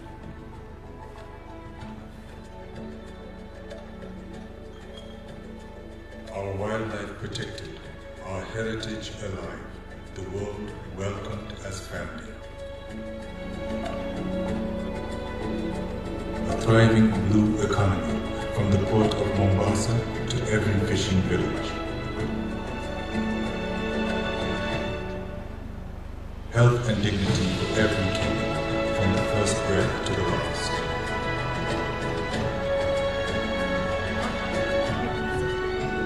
But this future is not a promise, it is a project, and it begins today with you. And we start building today. A time capsule travels across all 47 counties, awakening builders and dreamers. Your ideas, captured and preserved. The boldest go into development with seed financing ready. At Kenya 100, future yetu tuko ready. Future yetu? Future yetu? Now you understand the concept of the 100 and the 75, right? Very good students. In this presentation, you've seen a time capsule. Have you seen it? So this time capsule was conceptualized by the over 10,000 young people who applied for these ideas, and it will be flagged off by the matatus we have. There's a time capsule there that will be going across all the 47 counties to collect views, to collect ideas from the young people so that they start building. And there is available financing of at least $1 million shillings per the bold idea that will take Kenya to the next level. I would like to invite Kevin to slightly talk about the capsule, then we finish up. I am a beneficiary of the friendship of Alliance High School alumni. Bernard drags me into every room that opens up for him. So I am very grateful to Alliance High School for that friendship that they extend to people. My young creators also tend to speak very quickly, and so I get the work of explaining things a bit carefully because we are required to bring everybody along. So will you allow me to do that? So what didn't land before the video happened is a website that has been created by this able team. The website is live as we speak. hackkenya100.com. This website is being populated and advertised by a group of young people who you may not have met because they are in the far end where there are 2 matatus. Now, what is happening, many people who are picking up the mic, they are addressing His Excellency. What these young people are doing, they are saying, Your Excellency, we have a solution to help because the government cannot create jobs for everybody. And in our presence, we have a 16-year-old who has already announced his intention to eye the same seat. So young people who are in our midst, we must quit asking the government and we must start building solutions. And what this team has done, they have provided a website where if you see a shortcoming in any service delivery, propose it as what they are calling the hack. Are we together so far? So, you would be saying, Your Excellency, we have provided a hack. Can we get funding for this hack? Now, these ideas are not limited to Kenya. I need you to know we have a community of over 400,000 Kenyans in the diaspora. In the interest of time, I may not go through all of them. So the hack involves how can we interact with Kenyans in the diaspora. We have very many Kenyans who, many years, we've been exporting our brains. We export our brains from Nyeri, from Kericho. We export our brains everywhere. Somebody said when you're in front of the head of state, there is heat. The heat is acting on me. Allow me to gain my composure. Aya, sawa. So now what is going to happen is that there are communities of Kenyans in the diaspora. How are we connecting with them to link up with them and solve these solutions? Because in our interactions with Kenyans in the diaspora, they want to come back to Kenya, isn't it? You know Kenyans in the diaspora want to come back to Kenya, isn't it? What will they find? They will find these businesses that they need to expand. And so if you are in our midst and you're following us, that is what Hack 100 is about. Allow me to do the second bit of explanation, which my team did very quickly. And I will use a visual aid. Why? We must bring everybody along. Are we together? So they mentioned Hack 100, and then they said there's a capsule. So we carried a capsule to be able to explain where the idea of the capsule came from. So a capsule is this shape, and I know it is small. So we carried a bigger one so that we bring everybody along. So this capsule is going to go everywhere where Kenyans are so that you can put your ideas in it. So I'm going to open this capsule. So this capsule is going to be the conversation builder amongst young people. Instead of begging the government to do things, what ideas have you put in this capsule so that when we reach your location, we can unpack the contents of this capsule. When this capsule goes all around, we will preserve our memories, we will preserve our aspirations, and it is proposed for these ideas to be preserved, and hopefully when we celebrate Kenya at 100, it will be opened to see, did we make it? Did we not? Was the dream achievable? Thank you very much. Thank you so much. The capsule is way bigger than it is, and it's outside the matatus. Thank you, Your Excellency, and that is all the time we had. Asante sana. Thank you to the team, Bernard, and the rest of them, Mika and all. This is just the beginning. There's an online platform where you can interact with all the features that they have showcased here, and you'll be able to do that. And again, just to reiterate, as I call on the next round of stakeholders who are here in many ways as representatives, as citizens, but also with the bodies that they represent, the sectors that they represent, I should say. And as we do that, as we set up this particular sitting for them, I'd like to call on the Deputy President. Deputy President, Professor Kithure Kindiki, if you may, because just as a quick word, because in this conversation as we move forward, we are looking at where do we go from here? How will different stakeholders engage in the national conversation? So we do have representation from the Kenya Association of Manufacturers. We have from the National Securities Exchange. And just as well as someone who has seen the journey over the years with the previous administrations, much as what we are charting forward is going to surpass and go beyond just particular governments. But we have seen the contribution of the previous government to the Vision 2030. That was led by the late President Mwai Kibaki. That was led by President Uhuru Kenyatta. And now that this particular leadership has contributed to in bringing success to Vision 2030 and pushing it forward. So how, in your view, you would say we have an outlook to build beyond Vision 2030, just as we set up this stage, and I'll call on those stakeholders to come up and speak. Just as the President gave a quick word here, karibu sana to the Deputy President, Professor Kithure Kindiki. Tumpe makofi tafadhali. Wakenya hoye! Wakenya hoye! Mheshimiwa Rais, nimeulizwa ya kwamba kwa dakika 3 niseme hatua ambazo serikali imepiga katika kupeleka Kenya mbele na ruwaza ya kuboresha maisha ya Wakenya ili tuwe kati ya nchi zilizoendelea katika siku za usoni. I am proud to report on behalf of the government of Kenya that the last 4 years, under the leadership of President William Ruto, we have been able to do a number of things.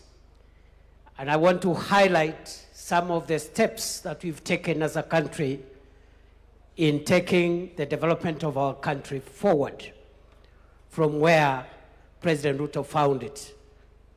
Number 1,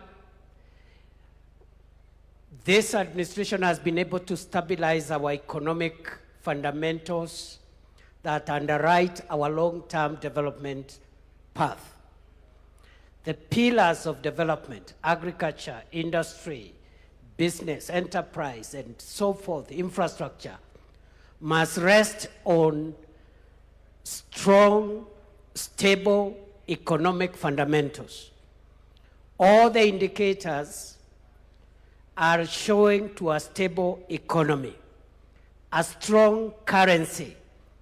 For the last 2.5 years, the Kenyan currency has been stable. We found it at 162, 165 to the dollar. It has been stuck at 129 for 2.5 years, showing economic stability. We have multiplied our foreign exchange reserves from $5.7 US in 2022 to today, $15.1 billion US, the highest foreign exchange reserves in the history of our country. When President Ruto took over, we didn't have enough foreign exchange. And of course, foreign exchange is a factor for international trade and stabilizing the economy. We have also been able to reduce interest rates. We have also been able to be rated favorably, not by ourselves, but by international sovereign rating agencies. Standards and Poor's, Moody's have now upgraded the economy of Kenya to a stable economy. And there are many other fundamentals that I can speak to, including moderating inflation from 9.6% where we found it to now a stable under 6%, and we are still working on the issue of inflation. Of course, on that front also, we have been able to attract last year the highest amount of foreign direct investment in the history of our country, $3.2 billion US. This is a report of the United Nations agency, UNCTAD, last year. And all these things put together are showing a stable economy. The central bank lending rate to commercial banks has come down from 13.5% to 8.75% at the moment. The price of government paper, government bonds, and treasury bills has come down, and now that means private sector can access credit and so forth and so on. We have stabilized the economy. Number two, we've been able to work on the agricultural transformation, and we have achieved a number of things under the agricultural transformation pillar. We have been able, for example, to register our farmers. We used to work on guesswork. We didn't know how many farmers we have, where they are, what they grow, the size of their farms, the kind of fertilizer they need. Now we have a register of 7.2 million farmers. We have also been able to increase our production of some of the major value chains in agriculture. Maize production has grown from 44 million bags in 2022 to 75 million bags last year to underwrite our food security. Unga prices have also been moderated from 250 shillings to right now around 140, 150 for 2 kilograms. We've also been able to transform the coffee sector by removing cartels and increasing our production of coffee, and also the income to coffee farmers has now grown from 60, 70 shillings a kilo of cherry to about 120 to 160 per kilogram of cherry. Our tea production has grown from $138 billion shillings, 138 billion shillings in 2022 to last year's 215 billion shillings. Our sugar production has grown from 472,000 metric tons in 2022 to last year's 815,000 metric tons of sugar. And therefore, that is a big milestone in terms of that value chains, and we have now more farmers benefiting in that sector. We have revived the industries and the factories in the sugar sector and so forth and so on. So we are also now the largest producer of processed milk in Africa, because we have moved our milk production, processed milk, from 4.6 billion liters a year in 2022 to currently, by last year, 5.5 billion liters. Kenya now has overtaken 3 other countries, and we are the #1 producer of processed milk in the African continent. So we have done some progress. We are vaccinating our livestock to make sure we get herd immunity so that we can promote exports of livestock products. Right now we have vaccinated 8.9 million heads of cattle, and we're in the process of achieving the target of over 70% immunization.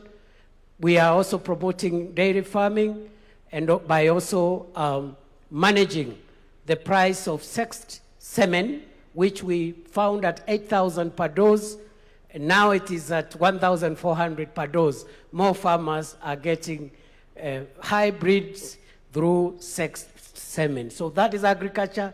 Number 3, education, very quickly. This is a quick fire. In education, we've done a few things. One, we've been able to streamline CBC curriculum. The uncertainties which were there around the curriculum have now been stabilized. We have transitioned from one level to another, which is seamless. Number 2, we have increased funding to education from 500 billion shillings 2022. This year, it's 784 billion shillings. And that is a big leap in this sector. Funding for universities has increased from 42 billion shillings in 2022 to 82 billion shillings last year.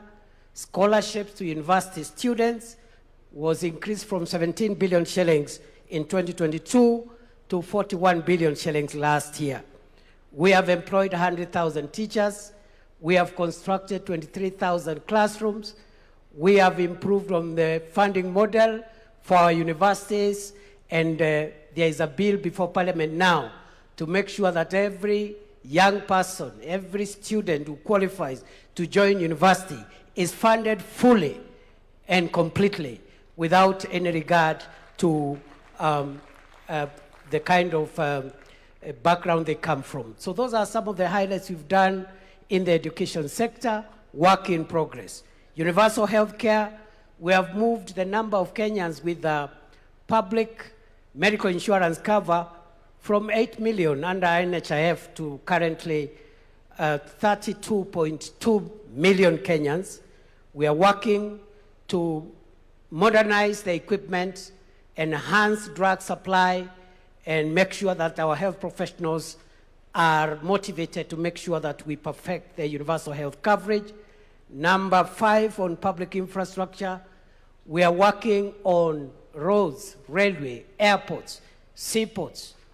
On the roads sector, when President William Ruto took over, many roads are stalled, and we didn't have money to unlock that funding. Through innovative resource mobilization, we've been able to pay all road contractors the pending bills. And today, the roads that are stalled across Kenya, which amount to 6,000 kilometers across the 47 counties, we've paid all the pending bills, 177 billion shillings, and the contractors now are back. Every county is experiencing road construction, including areas of our country that for a long time had been left out. You have heard about the famous Ruto Road from Isiolo to Modogashe to Kulamawe. You've heard about that road? Barabara itoke Isiolo, iende Kulamawe, iende Modogashe, iende Samata, itoke Samata, iende Wajia. Wajia Tarbaj. Tarbaj itoke hapo iende Kotulo. Itoke Kotulo Kobo. Kobo Elwak. Elwak Gare. Gare Ramu. Itoke Ramu iende Mandera. Rais Ruto ni fire, si fire. You must also be aware that under this administration, we are connecting the port of Lamu through Ijara to Garissa to Isiolo, areas of our country that for a long time had been left out. But we are also working on extending the SGR from Naivasha into Kisumu, Busia, Malaba. That project is ongoing as we speak today. We are building a new terminal, a new airport at Jomo Kenyatta, something we had not imagined we could do it. 155 billion shillings, again through innovative funding arrangements to make sure that we have modern infrastructure. Right now, we also have a port modernization program, which is about 60 billion. And that is taking place at the port of Mombasa, seaports, airports, railways, roads, because that is what will take us to the first world. The so-called shiny things. I had a not so informed critic saying that we don't want shiny things. The difference between the third world, where we are, and the first world, partly is the shiny things. There are better roads, better airports, better facilities across the board. So that's what we are doing around infrastructure. Energy, the president has mentioned, we have moved connectivity to 10.3 million households, up from 8.9 million households. The target is to reach all the households of Kenya, the 15.6 million homesteads. And in the next 4 years, we'll have achieved that target of universal electricity connection. But we need our production capacity to go up. And that's why President Ruto has come up with the National Infrastructure Fund to be able to rejig the agricultural transformation agenda, to rejig our energy production capacity, and also to help us with irrigation and to help us with the infrastructure as we continue expanding on what already has been done. As you are aware, ladies and gentlemen, very quickly as I wind up, you have a few other highlights.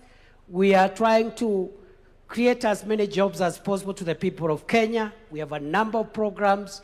The Kazi Kwa Ground program through affordable housing, 650,000 Kenyans already working in that space, working towards 1 million Kenyans plus. We also have Kazi Mtandaoni, about 300,000 Kenyans who are earning a living through digital jobs. How have we created digital jobs? By increasing connectivity of the fiber optic cable. Right now we have built over 30,000 kilometers of the fiber optic cable terrestrially on our land to make sure that we have connectivity, and we are also doing ICT hubs, already completed 382 ICT hubs, and another 416 hubs are under construction to be completed in the course of the year. But we are also creating jobs through the Overseas Employment and Job Creation Program, Kazi Maju, 538,000 Kenyans, facilitated by government, which has put in place a transparent program of promoting overseas labor. And this has helped us to increase the remittances from our diaspora so that we can use that money to build our economy. So we are creating that. Just allow me to say maybe one last thing that I left out around public infrastructure. We've made a lot of progress. Since 1987, that is the last year that Kenya built a good international standard stadium, and that was Kasarani in 1987 during the All African Games. President Ruto has put up Talanta, the Raila Odinga Talanta Sports Center. It is there for all to see, 60,000 seater. And on that basis, we are hosting AFCON 2027, together with Uganda and Tanzania. President Ruto's administration has also refurbished Kasarani and Nyayo into international standards. And above all, and most important, President William Ruto's administration is currently building 32 other stadiums across the counties of Kenya. No other administration has been able to improve the sports infrastructure to that level. Your Excellency the President, we have done some work. A lot of work needs to be done. You have laid the foundation. We now, as we have this conversation, we want to see what levers we have to take our country to the next level.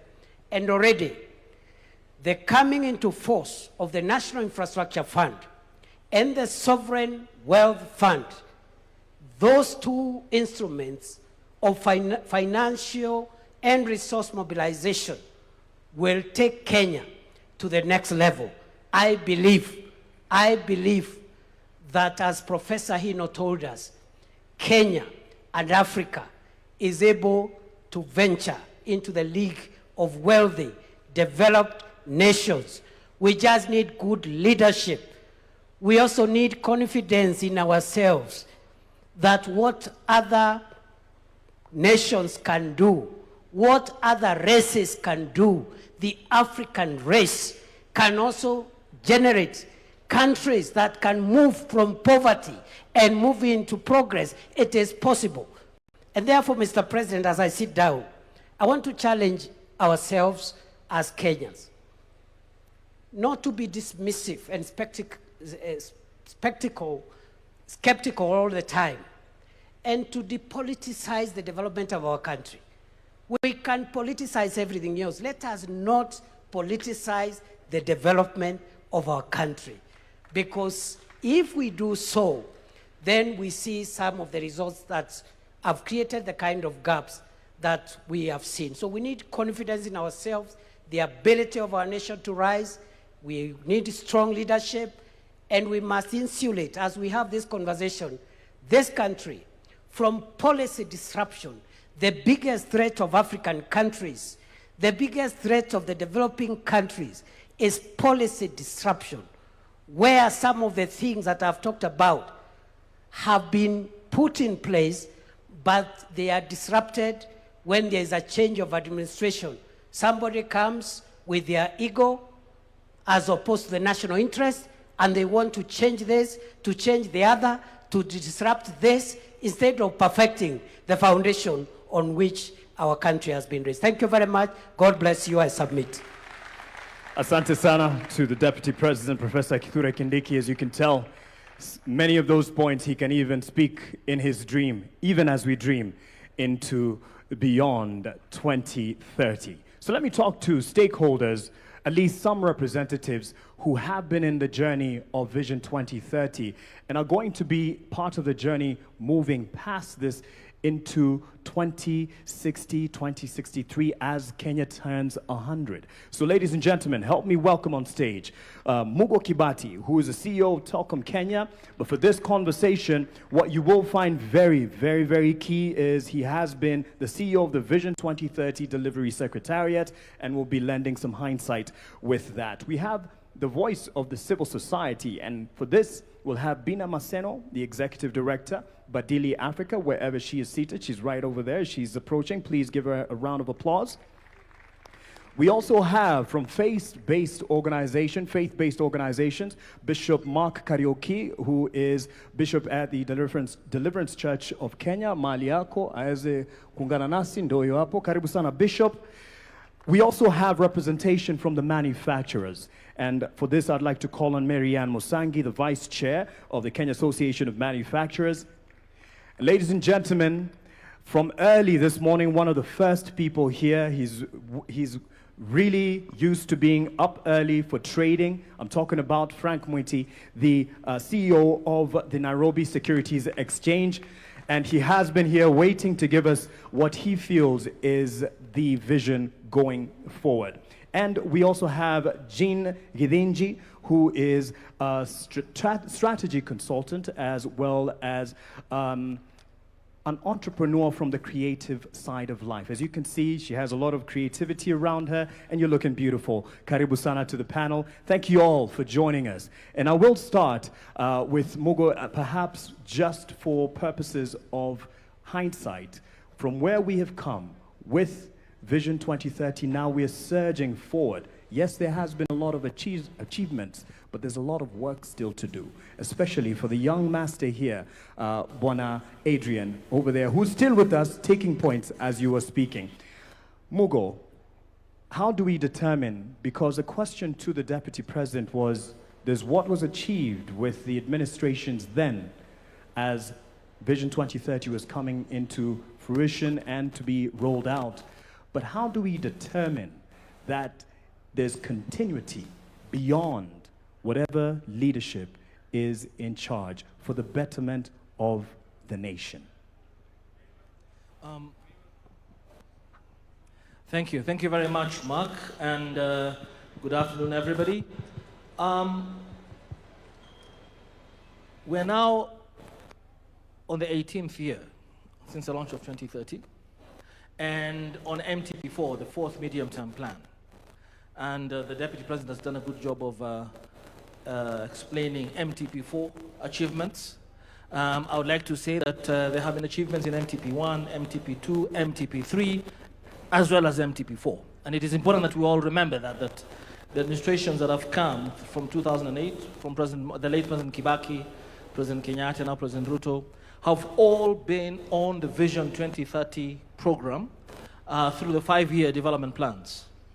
The challenge, and the Vision 2030 team also gave us a rundown of what has been achieved and accomplished over those 18 years. The political pillar, I think, stands out because the Constitution was delivered, devolution came in, so MTP1, the Constitution was delivered. MTP2, we had devolution now finally being enacted. We also had infrastructure developments, tremendous ones from the first MTP to the current MTP. We have had infrastructure developments across the board. There were parts of the, we focus a lot on Thika Highway and the Expressway, but there are parts of this country, I should tell Kenyans, that in 2008 were not reachable. The Isiolo Moyale Road, for instance, didn't exist. And that not only connected those parts, the northern part of the country to the center of the country, but actually changed economic activity tremendously. Safety along that highway changed everything. So there's been roads and ports and energy. Kenyans were connected in every corner of this country to electricity. What has been more challenging has been what I would call the longer-term transformation projects, whether they be infrastructure, such as the Greenfield Terminal, the airport, LAPSET, Konza, social infrastructure, social projects, which are fundamental to where we need to get to in 2063. You know, Mzee Jomo Kenyatta, I think there was a clip earlier on, at independence talked about ignorance, poverty, and disease. And at the end of the day, whether it be Vision 2030 or 2063 or 2060, and all the projects we undertake, they will not be felt by the Mwananchi unless we deal with those three elements. That's what gives dignity to the citizen. And education, access to affordable quality healthcare, access to affordable housing or security is a difficult social project to undertake, but must be undertaken. And we have had, you know, you saw that the social pillar is not as high up there as the political pillar, because for some of those social programs, funding was a problem. And funding for universal health care, funding for affordable housing, funding for our retirement, our pension fund, funding our savings culture in this country so that we can be able to deploy our savings rather than borrow money for these big infrastructure projects has been challenging and requires continuity. So you find that in MTP1, there was quite a bit of thinking around that, you know, how do we enhance our savings rate to 30%? How do we ensure education, healthcare, affordable housing, and universal? But the political will to really raise the funds was challenging. And that only happened in MTP4, in this current administration. And I know that there have been a lot of debate about the execution, but first and foremost, it's important to acknowledge that as we move into the post or beyond 2030 period, we have done this in this current MTP, forced ourselves. I've been taxed a lot higher than I was taxed 4 or 5 years ago. Why? Because for shared prosperity, and you know, it has got to be shared prosperity. We have to have everybody in this country, wherever they are, accessing those social amenities, healthcare, education, and you know, a roof on a rooftop. Now, back to your specific question about continuity. Yes, the challenge has been that with each successive administration, and I'm glad that the Deputy President himself alluded to that, him being one of the leaders of one of the administrations, have not necessarily hewed to continue the programs of the previous administrations. That's number one. Vision 2030 as a holistic program has sort of been lost to the public. So we had the big four, we had the better in the current administration, but sometimes the public doesn't understand that this is part of the holistic Vision 2030. So I think it is important, Your Excellency, that we have, and constitutionally, Article 43 doesn't give us an option for some of these services to be delivered to Wananchi.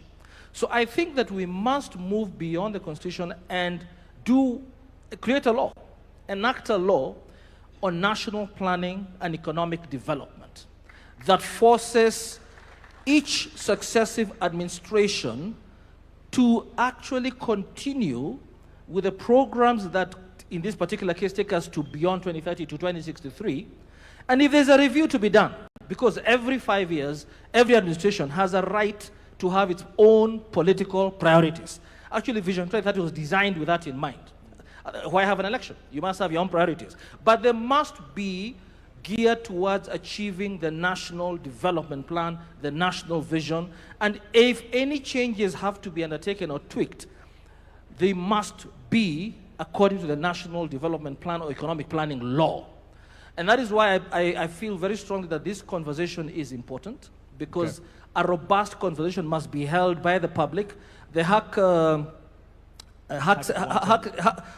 100 Years Group is an example of why we must involve everybody. Because that wouldn't come from me and my generation. That comes from a younger crowd who know how to speak to the majority, the under 35, 75%. So allow this me year. allow me Yes. to interject on that point, and you could pass it then Thank to Bina Maseno, the executive director of Badili Africa. You ran for office earlier at 22, I believe, and so you've seen what has happened in successive governments. But in the same breath of making sure this reaches the people, because this is not just a conversation here, it's just starting. How do we ensure that this indeed is owned and bought in by the people, Wananchi? And the president has committed and said, this is not a government project. We are facilitating, but it's not a government project. How do we take it to the people? They own it because they will take it beyond successive governments. Thank you very much. And thank you so much to the organizers of this particular session. Mark, I'd first of all like to point out two things that I haven't heard, but also appreciate the conversations that are happening. I think just going from what has been presented here in terms of development, I'd like us to interrogate further how we look at development from the traditional sense of it. And so as I sat behind there, of course, I heard about our plans when it comes to roads, when it comes to housing, when it comes to agriculture. I kept asking myself, how useful would that road be if as a young woman or just as a woman, I can't walk on it safely at night? I kept asking myself, when it comes to even us discussing about the 24-hour economy, when we are struggling with the safety conversation in this country, and we're not able to look at safety as an infrastructure. For women in this country, it doesn't matter where you come from, whether it's in the rural areas, in the community, every other day you're negotiating what time you're leaving the house, what time you're coming back home, who you need to share your details with in terms of where you're going. You're taking the number plate of the Uber you're riding on. You're being harassed at the Matatu sector. And why I'm saying that is because when you look at the informal economy, and we are trying to talk about investing in the informal economy, if a woman has to negotiate with what time they leave the house, I'll talk briefly, Mark, about my own mother who runs a grocery shop. Yeah, my own mother will leave the house at 6 and not at 5 a.m. because her leaving at 5 a.m. means she not only risks being robbed, but she also risks being raped. Not many men think about being raped at 5 a.m. And at 5 a.m., I'll tell you the truth, transport from Kayole to Marikiti is cheaper than taking Matatu at 6 a.m. when it's 100. If you take it at 5, it's about 50 shillings. And so she's losing money in terms of capital because of safety, yeah? And so when we don't integrate that, when I think about care work, and we've done research in this country, women spend about 4 to 6 hours on care work. And care work is the bedrock, it's the foundation of how this country runs when it comes to economic development. Who takes care of our children, who feeds our children. Most of us are here because someone is managing most of those details at home. I'm comfortable here because someone is taking care of my son at home, yeah? And so when we talk about development and don't expand it in terms of how can we reduce the amount of time women spend on care work, especially if we say they are the backbone of our economy. And so when I look at, Kenya at 100, and you ask me a question about, yes, running for office and where we are going to, when I look at even the representation of women and young people in this country, when we go down to the numbers and say, are young people represented, are young people included, what does data show us? If you look at the 2022 statistics, the numbers in 2022, we had 16,100 candidates on the ballot, from the presidency all the way to the member of county assembly, whether you are running in whichever political party or you're running as an independent candidate. 14,000 were men, only 2,000 were women. So if we talk about even achieving the 2/3 gender rule, it means even if the 2,000 women, all of them won, we still would not have achieved the 2/3 gender principle. And so then that begs the question, what are some of the structural issues that we continuously need to deal with so that we level the playing field for both women and young people? Because if we don't have representation when it comes to Kenya at 100, then it means the future we are building is incomplete because it leaves half the population out. And so for me, I'm reflecting on how we're looking at development in terms of what we are building, but also how do we expand people's freedoms and capabilities. Lastly, I mean, we talk about agriculture. I'm just going by also what other speakers have spoken about. We talk about agriculture, we talk about building more classrooms. But before a child enters the classroom, their diet is so important because data shows that if you don't have quality diet, you're going to have stunted growth. It has an impact on your cognitive ability. And so even as we think about building other classes, how are we thinking about the nutrition of our citizens so that we can be better in terms of contributing to the solutions of this country, and you're not struggling with stunted growth because we're already at 18% of stunted growth when it comes to children under 5 years in this country. And so for me, I think it's just us expanding the definitions to just not include, yes, infrastructure, but also look at how these other aspects of our lives intersect with development. Thank you for that, Bina. Let's give her a hand for that holistic view and an expansion to the prism at which, and I'm passing it on to Marianne Musangi because she's kind of gone into what you would be looking at, and she's mentioned the aspect of a wider look and perspective of what we term as development. So it's not just the hardware, which 2030 has delivered, Vision 2030, the hardware, the infrastructure, but the holistic environment that brings safety into it. She's spoken to that. But for you, as the vice chairperson of the Association of Manufacturers, what does 2063 or 2060 look like to you, or at least what would you like it to look from the sector that you represent? Thank you, Mark. I think we're all here to fight for a space and a seat on the table. I think it's very clear that all of us do need to have a seat on this table as we develop this Vision 2060. A vision needs to be bold and audacious. And if it's not bold and audacious, the country just won't move forward. Coming from representing Kenya Association of Manufacturers, the manufacturers, watu wangu, watu wetu, I've been sent here to say our vision for the manufacturing sector is to be the leading manufacturing nation in sub-Saharan Africa. Why is this critical? This is critical because currently today, the manufacturing sector has stabilized at the 7% mark contribution to GDP. Some may look at the glass half empty and say, oh, you're not growing. But you know what? We've been resilient. We have sustained at least that 7%. How do we grow to the next level? And why is it important we grow to the next level? It's important because even though we only contribute 7% to GDP, we actually contribute 16% to revenue KRA collections in terms of industry. We are one of the largest contributors when it comes to taxes. Employment, manufacturing sector is the second largest employer after government in this nation.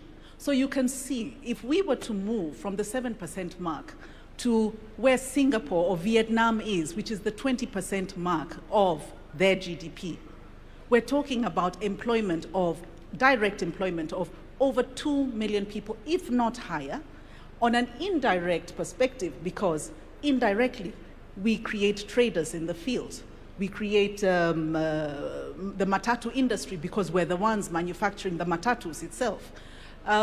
We would be far larger with regards to employment. And what does development mean in terms of a nation building, industrialization? It is driven by the manufacturing sector. And we can look at the history of that from many countries. The manufacturing sector is extremely critical. So truly, I am here to say that manufacturing does require a seat on the table because we impact all these industries, whether it's through backward integration. She talked about looking at nutrition, levels of nutrition. How do we add value to the foods that we grow? And not only that, how do we take that food and export it to China, export it to Spain, export it to the US? We have trade agreements with 70% of the world. Are we currently taking advantage of those trade agreements? No, we're not. Not even a third of that is being leveraged today.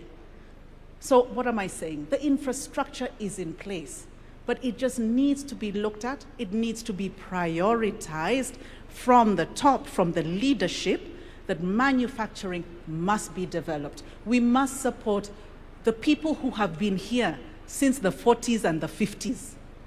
We have local families who have been here for a long time. How do we support those to show that this industry can thrive? Because when that situation looks beautiful, that's when others are attracted into it, right? And as it grows, it will also be able to pull in the small-scale enterprise workers, the small-scale, the mzee who's chonga ingado on the side of the road over there, the lady who in her kitchen is doing personal care and beauty products. They will then be included in the full economy and the industry to grow this nation. Thank you. Thank you for that. And yes, as we look at a 2060 or 2063, you'd hand it, oh, he already had a mic, but just keep it handy in case there's a audibility issue. She's looked at a figure, 7%, which we can do better. Some may look at it half full or half empty. I'm sure you're looking at your glass as half full, or actually more than full than empty, based on your accolades in the recent years. As CEO of the Nairobi Securities Exchange, there is quite some achievements that you have gotten over the years. However, what do you want to guarantee as an environment to ensure that we keep it on the up and up? Not just sub-Saharan Africa, even globally, we have been given our credit where it's due. So what do you see availing a brighter future for the Nairobi Securities Exchange? Thank you, Mark. I'm going to mention 3 things, and that will probably confirm why I was here very early in the morning, seated and waiting for this dialogue to happen. But I will start by confirming that, in fact, the Nairobi Securities Exchange, as part of the larger capital markets ecosystem, has benefited quite a lot, both from Vision 2030, as well as the current administration led by His Excellency. Case in point, just 3 weeks ago, we crossed a historic milestone in our market capitalization, 4 trillion shillings. Okay? Earlier this year, as at the end of June, the NSE was ranked number 4 in the world, ahead of the likes of Singapore that we aspire to. The only African country that was ahead of us was Nigeria. Otherwise, the people we are competing with is now Japan and Taiwan. On top of that, the previous year, 2025, the NSE was second best performing behind Egypt in Africa. The year before, 2024, we were the top performing exchange in the continent in dollar terms. Now, there's something that is important to actually share with people that they may not know about matters capital. You will know that capital likes return, capital likes dividends, capital likes profit. What people sometimes forget is capital is actually a coward. Capital is a coward. Part of my role leading the exchange is to go out there and speak to investors. There are 3 things that usually happen when you go to interface with serious investors. Think about the likes of BlackRock, Vanguard, Fidelity. These are big boys managing trillions of dollars, bigger than the economies of Africa combined. They give you 1 hour, only 1 hour. In that 1 hour, 30 minutes of that 1 hour is spent understanding the roadmap and the vision of the country. Because if they don't buy into it, forget it. It doesn't matter whether you're printing money. They're not interested. 30 minutes are spent unpacking the vision of the country. The next 15 minutes are spent unpacking the macroeconomic environment, which is why for us as a capital markets, we've benefited a lot from the stable macroeconomic environment that the current government has underscored. The next 15 minutes are spent really confirming whether there is listed companies that they are interested in coming into. So for me, the reason I was here very early in the morning is because I know the dialogue we're having today and the vision we'll craft as a country will tell capital whether to invest here or to invest in a neighboring country. And interestingly, that's not just capital out there. Even local capital here, pension funds, insurance companies, Mugo's money, your money, if you think that you believe the neighboring country has a better vision and a better roadmap, that's where you'll deploy capital. So why do I say capital is a coward? Because the minute capital thinks you don't have a plan, or you're unstable, or you're undecided, it votes with its feet and it goes. Number two, we are here to craft 2060. But today at probably 2 p.m., when we finish, His Excellency the President will stand up, we will also stand up, and we'll sing the national anthem. Pay attention to the last sentence of the first stanza of our national anthem. For those of you who are aware, it says, plenty be found within our borders. The more you interrogate our national anthem, the more you understand that's actually the original vision of this country. This republic every day stands up and sings that national anthem, which actually speaks to the vision we have. Of course, the question now is, as capital markets, what do we want? What we want is, instead of saying plenty be found within our borders, we wanted to say plenty be owned within our borders. What we want is to move people from stakeholders to shareholders. Our market understands ownership. And so Vision 2060 should also be about ownership. We need you and everyone else to have a stake in the country. Our capital markets support that. So I was here at 6 in the morning because it's relevant to the sector that I'm supporting. Thank you. Thank you for that perspective. And it will be a perfect segue, because Jean, you'll have the last word on this in terms of where we're going. The national anthem is in many ways a prayer. As bishop, you lead many in prayer. As you pray for this nation as well, but you lead others in praying for the nation. And he's spoken about ownership, which is what he looks more forward to, shareholding. And this national conversation goes nowhere if it doesn't have ownership with the Mwananchi. In your view, since you're used to preaching the gospel, getting to our hearts, and I believe by the true gospel, Bishop, how do we get it to the corners of this country and preach that gospel of this national conversation and get more converts? Thank you very much, Mark, my namesake. This is a very important conversation, because they told me that the strength and the height of any building is dependent on the foundation.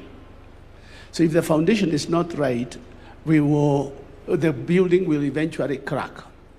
And this conversation is taking us to our vision. Vision is so important that the scriptures have said that where there is no vision, people perish. So if we don't have a vision as a nation, we will perish. Now, so that we get to our foundation, what do we need to do, or what is our foundation? you will agree with me that many people don't know how to think beyond their lifetime. We just think about this moment when we are here. So even when we are talking about Vision 2060, 63, or beyond 2030, we are thinking about ourselves. That tells us we need to know whom do we need to speak to. And the people we need to speak to is to go down to our children, those who will be who will be alive at that time, so that we don't ignore our youth. We go back to school, we go back to the children and ask them, how would you want to see Kenya? Or where do you see yourself? One day, if I may say this, I call children in front before they go to Sunday school, and I ask them, what do you want to be when you grow up? Small kids. Everyone was doing, teacher, teacher, teacher, teacher. You, doctor. You, teacher. You, engineer. You, politician. You, president. You, every one of them. None of them told me, let me go and ask my mother, or let me go and ask my father. Why? Because they have a vision, they have a dream. And we need to go back. So if we need to, where we need to invest is in our schools. So we teach our children, number one, how to be patriotic. One of the problems we have in our nation today is that we are so negative, we never see anything good. And until and unless we go down to the children and we teach them how to be patriotic, and we teach this vision to them so that they can own it. When they own it and they grow up, they become politicians, they will not want to change, to come with their own dreams, because they have a dream they captured from the beginning. When we open up their eyes, they will be able to see beyond what everybody else is seeing. So mine would be that we need to invest in our children and teach them. But we cannot talk about children without talking about teachers. Because the children will receive that which are given by their teachers. So we also need to take teachers seriously and cause them to see that what they are doing is important. There is nobody in here who never passed through a teacher. So we need to consider teachers, and we need to build on teachers so that they can build on the children.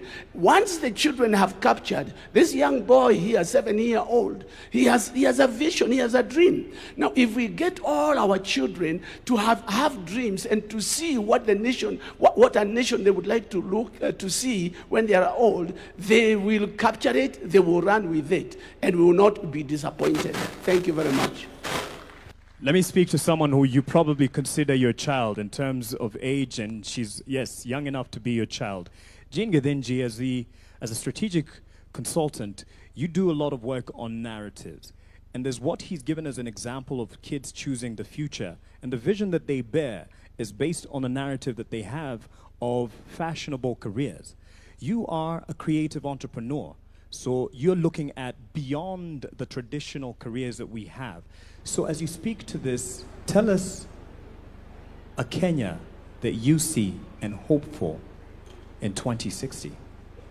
Thank you. Thank you, everybody. Good afternoon. And I love that question because I guess my intervention will be less technical and slightly more poetic. So for me, Kenya is a nation that punches above its weight. So if you look at our contributions from our scholars, our writers, our innovators, you know, we give the world M-Pesa, right? Our athletes, we break world records all the time, and even our contributions to World Agenda. The World Urban Forum was first held here in Kenya. This is the forum that actually gets the world to globally dream about sustainable urban development, and we birthed it. So Kenya punches above its weight. So for me, Kenya at 100 is about getting to a point where this excellence that comes to us, that we demonstrate, is part of our lived experience across the nation. So at the risk of sounding repetitive, allow me to share what that means. Okay, so you'll dream with me a little. I want only simple things.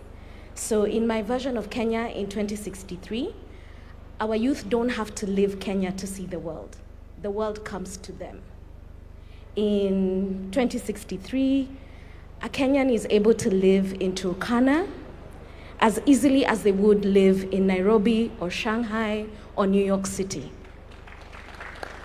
No one will have to compromise access to services, modern experiences, cultural activities, communing with nature. In 2063, most Kenyans can live in Hola as easily as they can in Mombasa because they can find work, they can find a house to live in, they can find good schools for their children, we have great hospitals, we have places of worship, we have parks, you can go to the disco anywhere, right?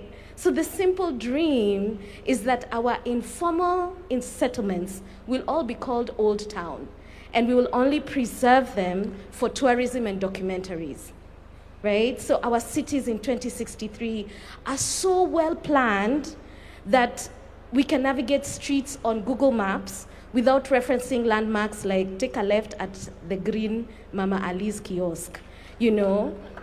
Wouldn't it be nice to be able to take a bullet train from Nyeri to Garissa and be there in less than an hour? In 2063, I wanted that for a water-scarce country, there is water reticulation to every single home. That during prolonged drought, we don't have to sell livestock at throwaway prices. That we actually can harvest rainwater across the country in huge municipal water pans.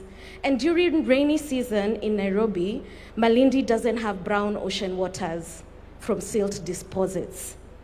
At 100 years, my hope is that Kenyan youth don't have to choose between paying for electricity tokens and eating nyama for lunch. Wouldn't it be nice not to be afraid of AI taking young creatives' space, but we have the conversation about optimizing it? Wouldn't it be nice to not have to stay at a job you hate because you're so afraid that you won't find gainful employment if you leave? Wouldn't it be so nice not to have to go to India for specialized medical treatment? Or have to join a WhatsApp group to changia someone to go to South Africa because we can't treat their cancer here? It's tragic to me that most families are only one bad illness away from financial ruin, and that working young Kenyans have to deal with black tax and supporting thousands of relatives, okay, it feels like thousands, because the state is not able to roll out social safety nets. I would love for our country to be able to take care of its aging. I would love to receive an actual refund from KRA like the way IRS in America does. Wouldn't it be nice not to have to choose between a career in corporate or creative space because you earn a livable wage either way? I have to be a msanii on the side to my strategic job because I like nice things. It would be nice to have that option without having to split myself. And I know so many young people feel the same way.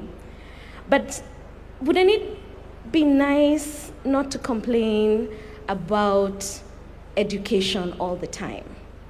That we have people who are able to work in their workplaces with discipline. Wouldn't it be nice if we didn't have Kenyans taking advantage of one another? If we had a value system that allows us to grow with integrity? Wouldn't it be nice to walk at night at 2 a.m. and not fear being robbed, or walk in Tao with my cell phone and it will not be thieved? Wouldn't it be nice not to have to march in cities to end femicide because our systems deal effectively with violence against women, or even against our old aging parents, many of whom are being killed by younger relatives so that they can sell the beach plots and the farms? Wouldn't it be nice to live in a Kenya where you can sleep in comfort? That if there was a country that threw us missiles, we have the best anti-missile, defense systems?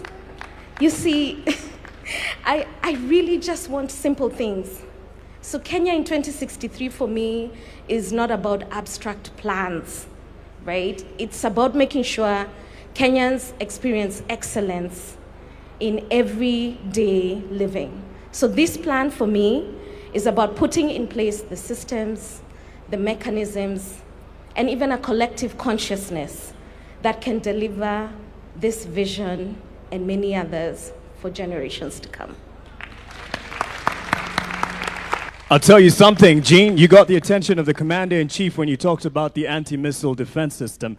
That's something that definitely has their attention. What next is what we're talking about. This is not conclusive. As much as we will be inclusive in engaging you in the conversation, those who are watching at home, online, what next is the big question. And as a segue, Bina, I'll hand it to you because as a voice within the civic or civil society space with Badilika Africa, you're very passionate about engaging, giving everyone a chance. Is it the way of having a multi-sectoral team? Is that the way to go? And these are suggestions. No one is wrong. No one knows it all. Not anyone seated here, not Ndi, not anyone. We don't know it all. We're here to share and help each other. And as we do that, as you give us that, what do you think? Is it to give everyone a chance in this conversation? And now Melody will also help us with passing on the mic to the people. What do you think is the next step to take? Not conclusive, but just as a way forward.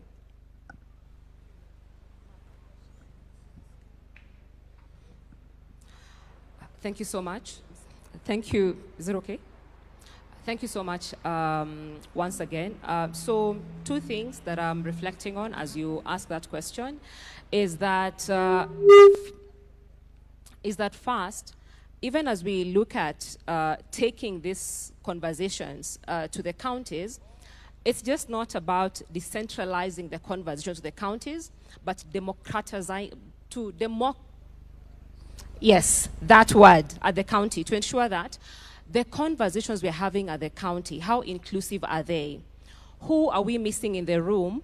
Who barely attends conferences? Who are we missing in the room who does not belong to a political party or belong to a CSO conversation? Because even as we spoke about the work we do at Badili. So the fact that we even focus on taking some of these conversations to the salons, you know, and we make sure the person who's braiding your hair because they're spending 4 hours with you, are they having these conversations? What are their concerns? Because for them, they can't come here because they need to earn a living. In the spaces where we spend our time, at the barber shops, the person who shaves your hair, because they always say men are so faithful to their barbers than even their own partners. But do they understand this particular conversation? Because you guys do a lot of banter, political banter in those spaces. So how are we bringing them in? Or how are we taking those conversations there so that we can actually harvest information on what they really, really want, you know? When it comes to young people, and of course, I'm very happy that, you know, we have students in the room today, like we have young people in the room. We just have people picked from different sectors, which is very, very important. So who convenes at the county? Or who convince this gathering is important, who sets the agenda here is important, who even gathers the thoughts and notes and ensures some of the points end up on the national agenda is very, very important. But Mark, I also wanted to add that even as we talk about where Kenya is going next and we talk about all these challenges, I think we have to also just discuss about how power manifests in our different spaces. Because you know, every other day we talk about our policies, our strategies. We talk about all those things. And I don't think what we have is a deficit when it comes to the vision that we are talking about. And I think we also just have to move away, because I'm in spaces and we're always discussing about the goodwill of the person who occupies State House or the goodwill of the people who occupy political institutions. I think we just have to move away from just relying on the goodwill of people who occupy political institutions and State House to how citizens can monitor this process, can hold the people accountable on this process so that even if you leave office today, because we have owned this process, then we are able to hold you accountable, because we have seen the power of the young people and the citizens when it comes to holding leaders accountable, whether it's the finance bill, whether it's the county development plans. And so if the citizens don't own this process, then we're going to have the same challenge that you spoke about, where when a leader leaves office, some of the plans are abandoned. Yeah. But more importantly, Mark, as I wind up on my point, is with the power holders, who decides where the resources are going to be invested is very important. The agenda setting is very, very important. And I think that's why other people feel like they're left behind. And so if we unpack the power dynamics in this country, then I think we'll be off to a good space. All right. I believe, and Mike, you can just keep this mic handy as well, pun intended, but as you get a feel of the room and help us get as many people. As you've noticed, I've only had one round of a question, and just that second one to get us to what we are asking. What next? Doesn't have to be a question. What do you think? What is next? Asante sana. Mimi naitwa Jasper Moses Mrutu kutoka Taita Taveta from Pare Council of Elders. Pare Council of Elders inasimamia wapare ambao wametengwa kwa miaka mingi sana. Mimi katika kwenda mbele, manake mambo mengi yamezungumzwa, nitaongea kwa bullets. Mapendekezo yangu ni kwamba in 2063 I envision a nation that is developed in whose development is anchored in the Constitution and more specific in the Bill of Rights. Second, I envision 2063 a nation built in foundation of socio-economic inclusion of all communities and groups, including minority and marginalized communities of Kenya. I envision a nation that strengthens, a nation strengthened with the cement of affirmative action for the minority and marginalized communities in Kenya and other disadvantaged communities. I envision a nation with a citizenry and leadership that respects and adhere to its own plans, rules, and policies. That is discipline and integrity. Thank you. Asante sana, nitaenda nyuma kidogo. Asanteni kwa upande huu. Nitaenda nyuma kidogo kwa vijana pia. Kuna kijana hapa. Mruhusu. Ukielekea, maybe we'll take one from here and kindly keep it as short as possible. We have so many people and would like to contribute as much as possible. Let's also concentrate on what next. What do you see as the next step? Thank you so much. Kwa majina naitwa Mwanza, son of Mwanza. Mimi ni kijana wa Mukuru. Wengi wameongea Kizungu, mimi nitaongea Sheng. Nakwambia rais, mimi kama kijana wa Mukuru Affordable Estate nimekuwa nikiishi kwa streets. Sasa hii umenitransform na kaa kutoka affordable house. Hiyo ndio Kenya ambayo ninataka kuona 2060. Kenya ambayo hata ule kijana mdogo, mimi kama Rasta, mimi ndio mrasta hapa ndani. Hii ndio equality ambayo unaongelelea. Kwamba pia sisi wa Rasta hatutaona kama wezi, but pia tunaona kama watu wa maana. Through affordable house nimeweza kusave pesa. Yenye nilikuwa nalipa rent ya mama yangu na yangu, sasa hii nimerudi shule, niko MKU Law School, karibu namaliza shule, nikuwe wakili kama mtu wa wengine. Mimi kama mtu wa streets ambaye nilikuwa naibia watu hii town, sasa hii ninakaa affordable. Sasa hivi vijana wangu wanafanya kazi Bomas, Talanta Stadium na wengine hata huko Maurironi wako napata kichele. Sasa hii hatuna reason ya kuibia watu, lakini tunapata pesa na tutapeleka Kenya mbele. So kwa hivyo rais, kwa hayo mengi na machache, nasema tutakusupport, na sisi kama vijana wale ambao wanapata affordable hostel wote tutakusupport tuweze kupeleka Kenya mbele ili tuweze kufika 2060. Asanteni sana na Mungu aibariki Kenya. Asante, twende kwako Gitonga. Your Excellency, I want to thank you very much for introducing this bold path for Vision 2060. It has come at the nick of time. Vision 2030 build the physical structures for our country.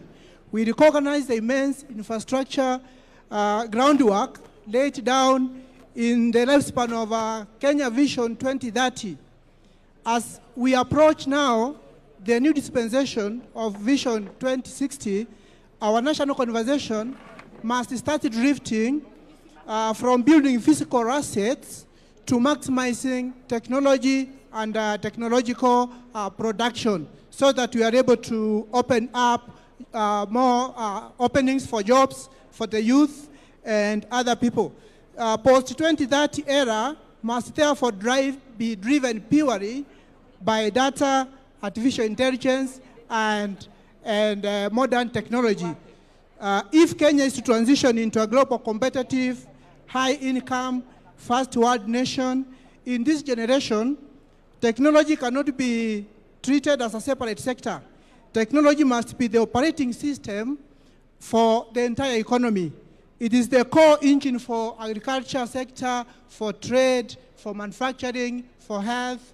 Therefore, we need to invest more in technology, especially artificial intelligence. Thank you, Your Excellency. Asante.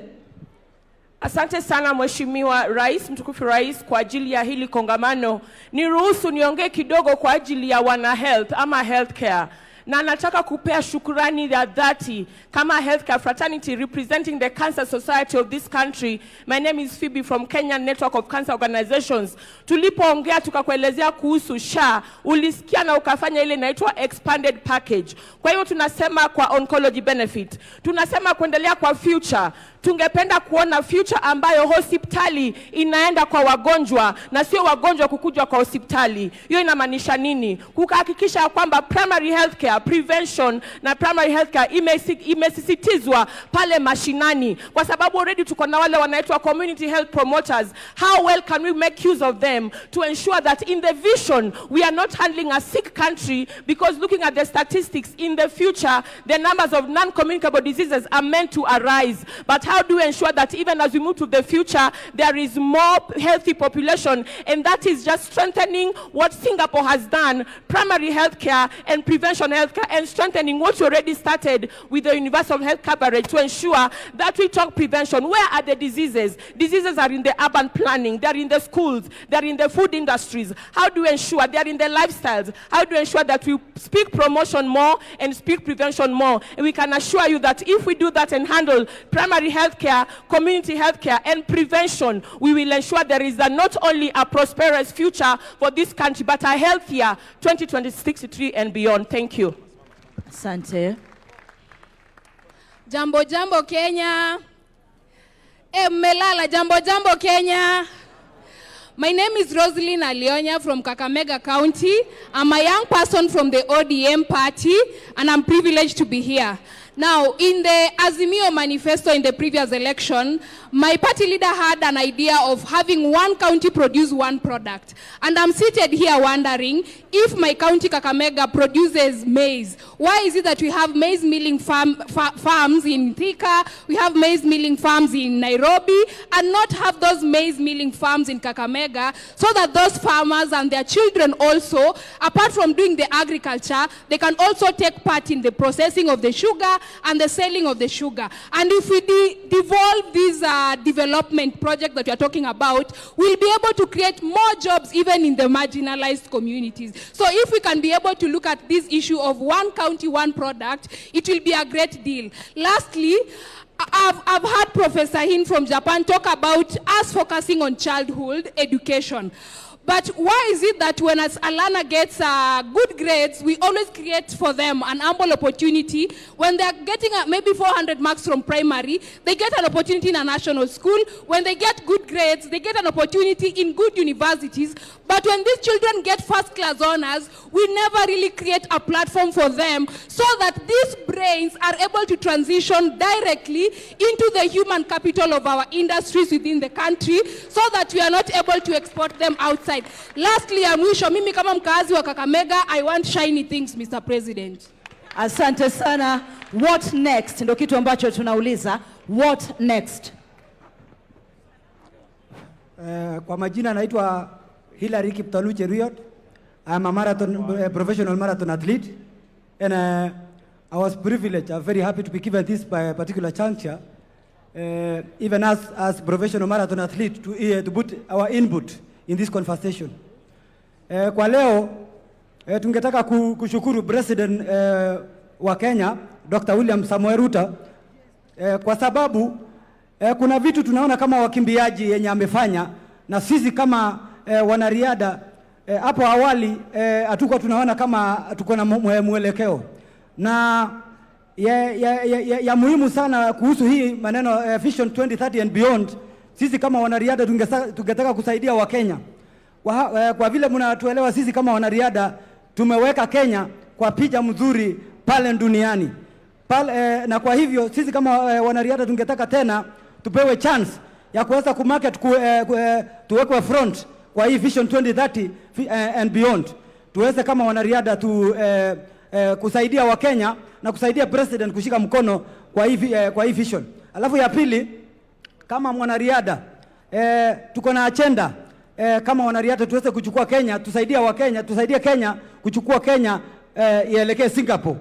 Tuko na mipango ya kukimbia, kutumia hii talanta yetu yenye Mungu ametusaidia, tukimbie hata tunapokimbia dunia, tuweze kuonyesha Kenya sisi tuko na agenda ya kuchukua Kenya to Singapore and beyond.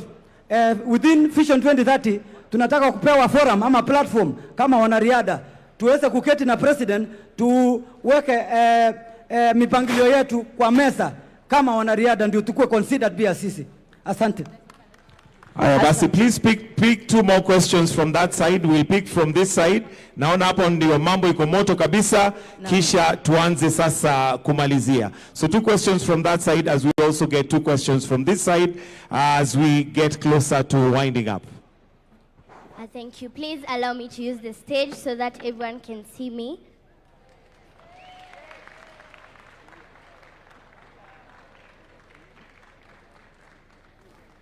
Thank you. To everyone present, good morning. Good afternoon, sorry, good afternoon. I am Young Fortune. I'm a host of a kids program in Citizen TV. And I also sing gospel songs under 7 Heaven Music, which is owned by Guardian Angel. I am so thankful for this opportunity. And first of all, I want to thank God for giving us this wisdom to actually gather as a nation to talk about something good that will come into the future.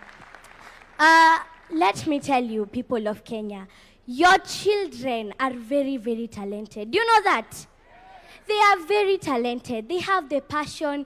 They have everything that it takes. But there's one thing that they are lacking. It's that support that we need from the government. I would love to request if every county can have a big center where every child there their talent can be nurtured so that they can be able to grow. We look in the social media. Other countries, children are supported. They go outside their countries to share what they have. But in Kenya, we feel a bit of left out. And if that could happen, we would be so happy. In programs like this, let us be called. Let us show you guys what we can do. I also have a point on something I feel is very, very important, and we have not talked about it well. It is the environment. As we know, we have climate change, right? Do you know that we have climate change? And as we move forward, I feel like if we don't work on it, then we are going to be experiencing something worse than what we are experiencing right now, right? So I would love us to take this a chance to continue planting trees. Let the government make sure that industries are using the correct methods to dispose their waste. Yes, so that is what I felt I needed to tell you. Thank you so much for this program. It is very, very helpful. You are building our country, and we feel that we are seen. May God bless Kenya, and may we all work together towards achieving this. We have a question on this side. One question mark on this side.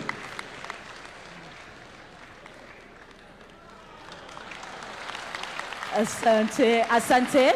Wakumalizia upande huu kindly. Hello, Your Excellency. This is Peter Joshua from Kakamega. I'm presenting Nyota. youth from Kakamega region. Now, I have one question. As you know, many youths have got difficulty in accessing financing. In your government, you said something to do with AGPO. AGPO, access to government procurement opportunities for youths. You said that 30% belongs to youths. Now, sometimes we get those chances, yes, but financing, after getting LPO from the national government, to finance that LPO is very hard for us. So how can this government help us to finance those LPOs as we proceed with supplying new products with national government? Recently, I secured national government LPO worth 600,000 that was to supply 100 bags of maize, but it was turned down due to lack of enough finances. Now, how can this government help us in Vision 2060 to be able to accommodate the youth in accessing the national government funds without requesting for collateral securities? That is logbook and what we call title deeds, which many of youth under 25 doesn't have any of those, Your Excellency. Thank you, sir. Good afternoon, Mr. President. My name is Diana Mwansia, a student leader from JKUAT, a school rep, School of Communication and Development Studies. My question is, we have had the conversation about the national conversation about Beyond 2030 vision. My question is, after this, what's next? Yes, what's the step after this? Yes, thank you. Thank you so much, Mark Masai. Asante sana. What next? And perhaps you've read my notes because that is the last question. 30 seconds to all of us. What next? The question has been posed to the president and he will answer it as a citizen as well when we invite him not to conclude, but to invite the start of this national conversation. Asanteni sana for the passion that you have shown to speak and to weigh in on this. It's not the last day. It's just the first of a journey we've started. A journey he has walked. So in 30 seconds, what next? Mogo. Thank you. Very quickly, 2 quick points on the way forward. Learning from the lessons of Vision 2030, the challenge of continuity. I want to reiterate the notion that we do need a national law that entrenches Vision 2063. And for that to happen, because you can't ring-fence budgets and performance management to specific flagship projects without that. That's a lesson that we've learned. We need to do that. But for that to happen, we need a robust conversation, a robust national conversation across the entire country. And hopefully, just to take Professor Hino's suggestion of a committee of experts, that committee of experts must be properly constituted, credible, independent, be able to elevate the discourse about politics, and most importantly, engage the public through different mediums or media. The younger generation, as demonstrated by the Hack Kenya 63 group that came here, is an example of many ways of engaging the public. So the committee of experts will have to find a way to engage that type of a public as well, and those diverse media, and be able also to carry the conversation to differentiate between the long-term objectives of Vision 2063 and what is immediate, because what's clearly emerging is that we've got immediate needs that must be addressed, but at the same time, we must think about the future of this country. Thank you. Thank you very much. I think for me is to say that Kenya at 2063 does not just look at housing in terms of building more homes, but how safe are we in those homes?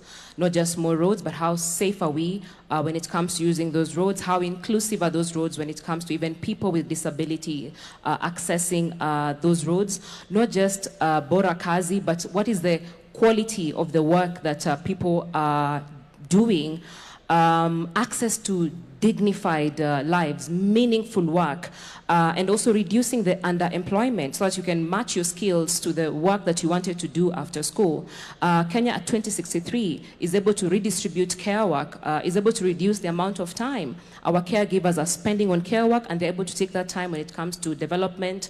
Kenya at 2063 does not treat violence and femicide as just a gender issue or a women's issue, but it treats femicide and violence as a national security issue that is actually a threat to our development. Kenya at 2063 is just not looking at building more classrooms, but also the quality of education that our children are accessing when it comes to those classrooms, the quality of diet our children are accessing before they even enter that classroom. And lastly, Kenya at 2063 is representative when it comes to women and youth being represented in political institutions, so that we're not talking about a country where the median age is 19, but then the median age of a politician in the continent is 63, and you can get to see that gap. So a country where the majority of the citizens in this country are able to see themselves, not just at the table, but they are also able to shape the conversations on that particular table. Thank you very much. Thank you. So I think this is on. So I think what next is demonstrated by our open mic session. People need to be heard.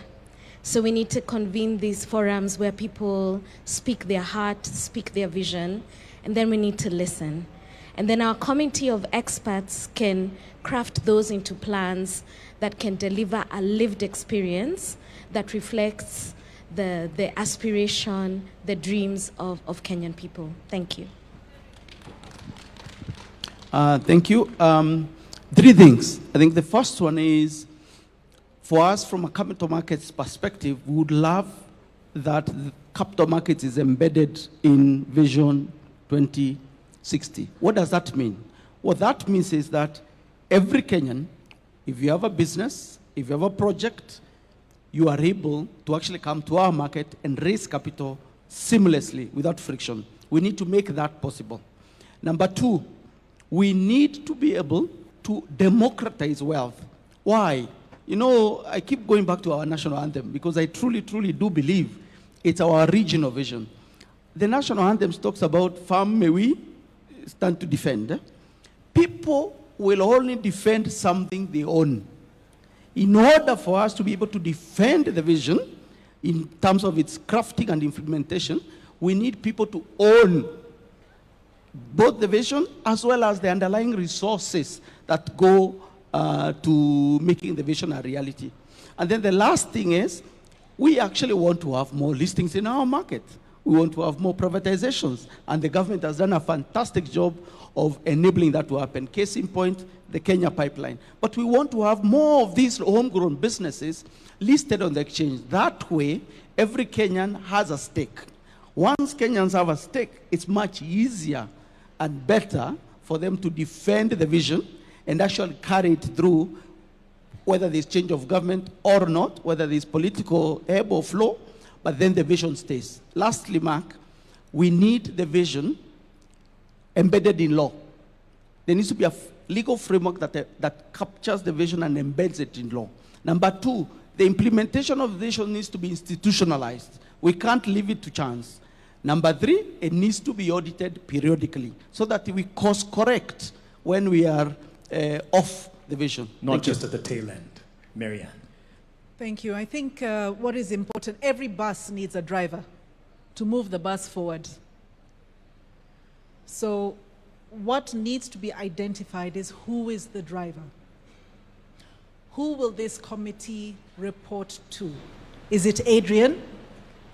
And I'm very willing to vote for Adrian to be the leader of this. Because there must be accountability. So identifying that for me, I think, is most critical. Excuse me. The other thing I want, the enablers must also be looked at in the process.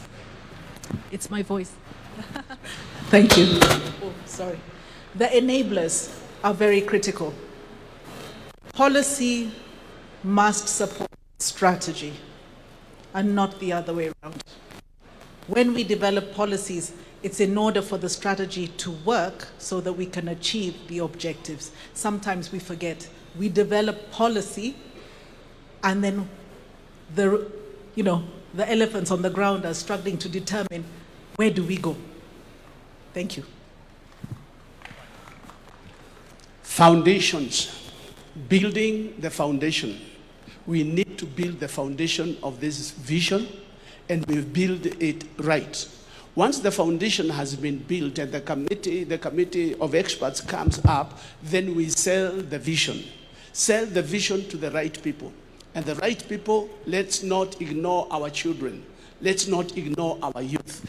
That way, we will be able to have a continuity in whatever we do. So the foundation is very important. Selling the vision is very important. Let's get influencers and know that the church is a great place of influence. Don't forget the church. Let's get to the pastors so we can get the Sunday school, and this will be established in their lives, and Kenya will move forward. Thank you very much. Yes, a round of applause. And the president, I think, is giving you a standing ovation. Thank you very much. As he comes to give also his reflections. Diana Mwanzia has asked me a very direct question. What next? And I have ideas on what next. But I would rather we agree on what next together. And I would want what next to come from us. Because having the benefit of the office that I hold and being a Kenyan, I have some ideas. But I would rather that we all agree on what next. Let me say two things so that I can suggest, if I may. Listening to everybody who has had the privilege of the mic here, I am persuaded beyond reasonable doubt that we have what it takes to design the next future for Kenya. Listening to the young people here, listening to people from the private sector, listening to the tech community, listening to the civil society teams around this table, and all the other professionals, it is clear to me that we have what it takes to think about the future, that Kenya cannot afford to drift into the future. We have to have a plan for that future. I have listened to the young man, sorry, I don't remember his name, who talked about startups, and that is the next horizon. That is the place where we'll create more jobs. The tech space. And he has even suggested that there should be some compulsory learning around technology, because that is how the future is going to look like. Maybe we may not go all the way to make it compulsory, but we provide sufficient incentives to make sure that there are more people in that space. And all the other suggestions that have been made around this forum. My suggestion is that, as I said earlier, this should not be a government project. Government should facilitate this conversation. Article 3 of the Constitution obligates each and every Kenyan individually to protect and defend the Constitution. We are discussing in this conversation how we are going to actualize some of our constitutional rights, whether it is access to health, whether it is, as has been said here very ably, whether it is access to education, the best quality education, whether it is how we are going to deliver on making sure there is no hunger. Every Kenyan has something to eat, and not just something to eat. We have been told here nutrition is very good for our children. How do we make sure that that is available? all the way to every other constitutional right that has been provided for by our Constitution. How do we do that together? So my suggestion is that we put together a multi-sectoral team chosen by the different sectors. The religious sector can give us people, private sector can give us some people, knowledgeable. Civil society can suggest to us who they want. All the other sectors can suggest to us who they want in this team. Because learning from what we have done in the past, and I have been part of those processes, whether it is the constitution-making process or all the other processes, we've always done it together as Kenyans. Not by government appointing people, but by citizens suggesting leaders who can lead this process into the future. So my suggestion, and it is not, it's just a suggestion, is maybe we ask different sectors to suggest people who can lead this process into the future, people they trust, people they believe in, so that they can lead us in this process. And then maybe that group of multi-sectoral committee or leaders can then give us a roadmap. If we need a body of experts to help us think through and to consolidate all our thoughts, my suggestion would be whatever it is that we do, they should not go and dictate to citizens what they think. They should go and listen to citizens, for citizens themselves to tell us how they want this to go into the future. I also agree that part of the challenge we had with Vision 2030 was that it wasn't underpinned by any law. It was a mere suggestion. And therefore, different administrations decided what to do. They were not obligated in any way to implement the national vision. So others came, reversed this, others came, tried to push that, and it wasn't coherent. If we do not have a coherent plan, then we drift. And therefore, it is important that we also agree on legislation that is going to guardrail Kenya into where we all want it to go. So that whoever is in office, whoever the president is, they cannot sabotage our collective progress, or they cannot interfere with where we want to go as a nation. It becomes the responsibility of every leader who has an opportunity to take us faster into the destination we agree as Kenyans. So that would be my suggestion on how we take this forward. I am sure there are many suggestions around this table, and we must agree, or let me request that we agree, that if my suggestion is good, I must be willing to give way to a better suggestion by somebody else. And if that somebody else's suggestion is better, they must also be willing to give up to the best suggestion so that we can all move forward together. So that would be my suggestion. Maybe other people can also have an idea of how we take this forward. Because I think one thing is a given, that we are here, it is now upon us, Article 3 of the Constitution, that we are obligated to think about how we move. And each one of us has as much obligation as I do as a citizen for us to give our input of where we want Kenya to be. I deliberately avoided in my statement 2060 or 2063 or 20...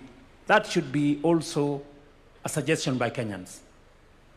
Beyond 2030, what do we want to call it? How do we want to frame that future? and we want to do it together. Finally, I want to ask those of us who are here. We have student leaders, we have religious leaders, we have business leaders, we have political leaders. We must not abscond duty. We must not run away from responsibility. I know there is a temptation. We have civil society leaders. All of us have a stake in Kenya. So sometimes people want somebody else to do. You know, but you know that somebody else could as well be yourself. So each and every one of us must take ownership, and we must not escape responsibility or run away from our obligation as leaders. And that is why I'm asking all the leaders to work together so that we can facilitate all the citizens to participate in this process. I can just say from a government standpoint that we are available to make all resources available for this process to be truly people-centered, citizen-driven, future-looking. We are ready for that. Thank you very much. Maybe just so that we can benefit from some wisdom, we have one of us, an elder in this room, Dr. Oburu Oginga. He should also... And as he comes, we may have our seats. Asante sana.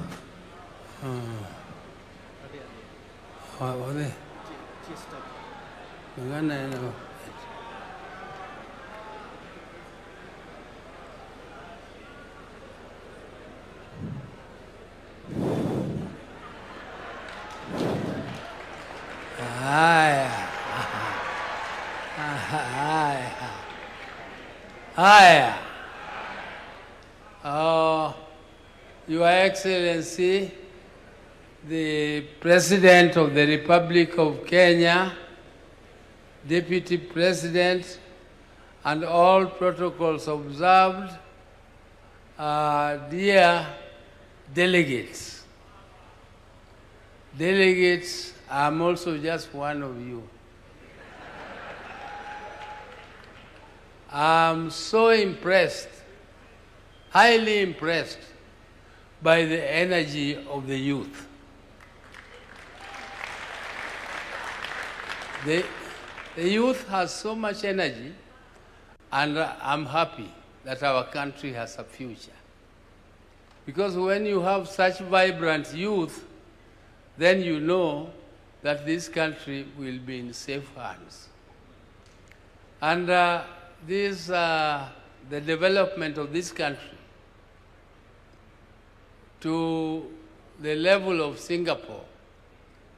Ladies and gentlemen, my late brother used to worry the president, and he used to worry us in the party when we were drafting our own manifestos, that how can we, if at independence in 1963-64, Singapore was exactly at the same level of development as Kenya. Singapore, in terms of income per capita, in terms of the NDP, in terms of GDP, and the development growth, we were exactly at the same level. And my brother used to ask that question.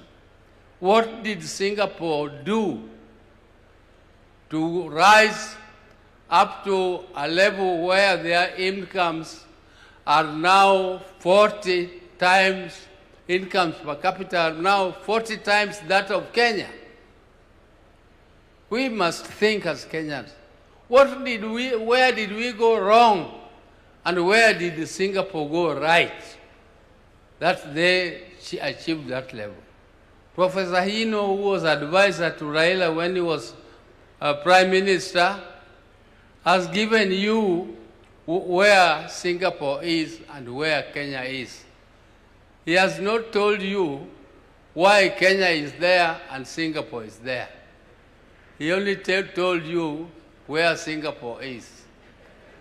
And where Singapore is reachable.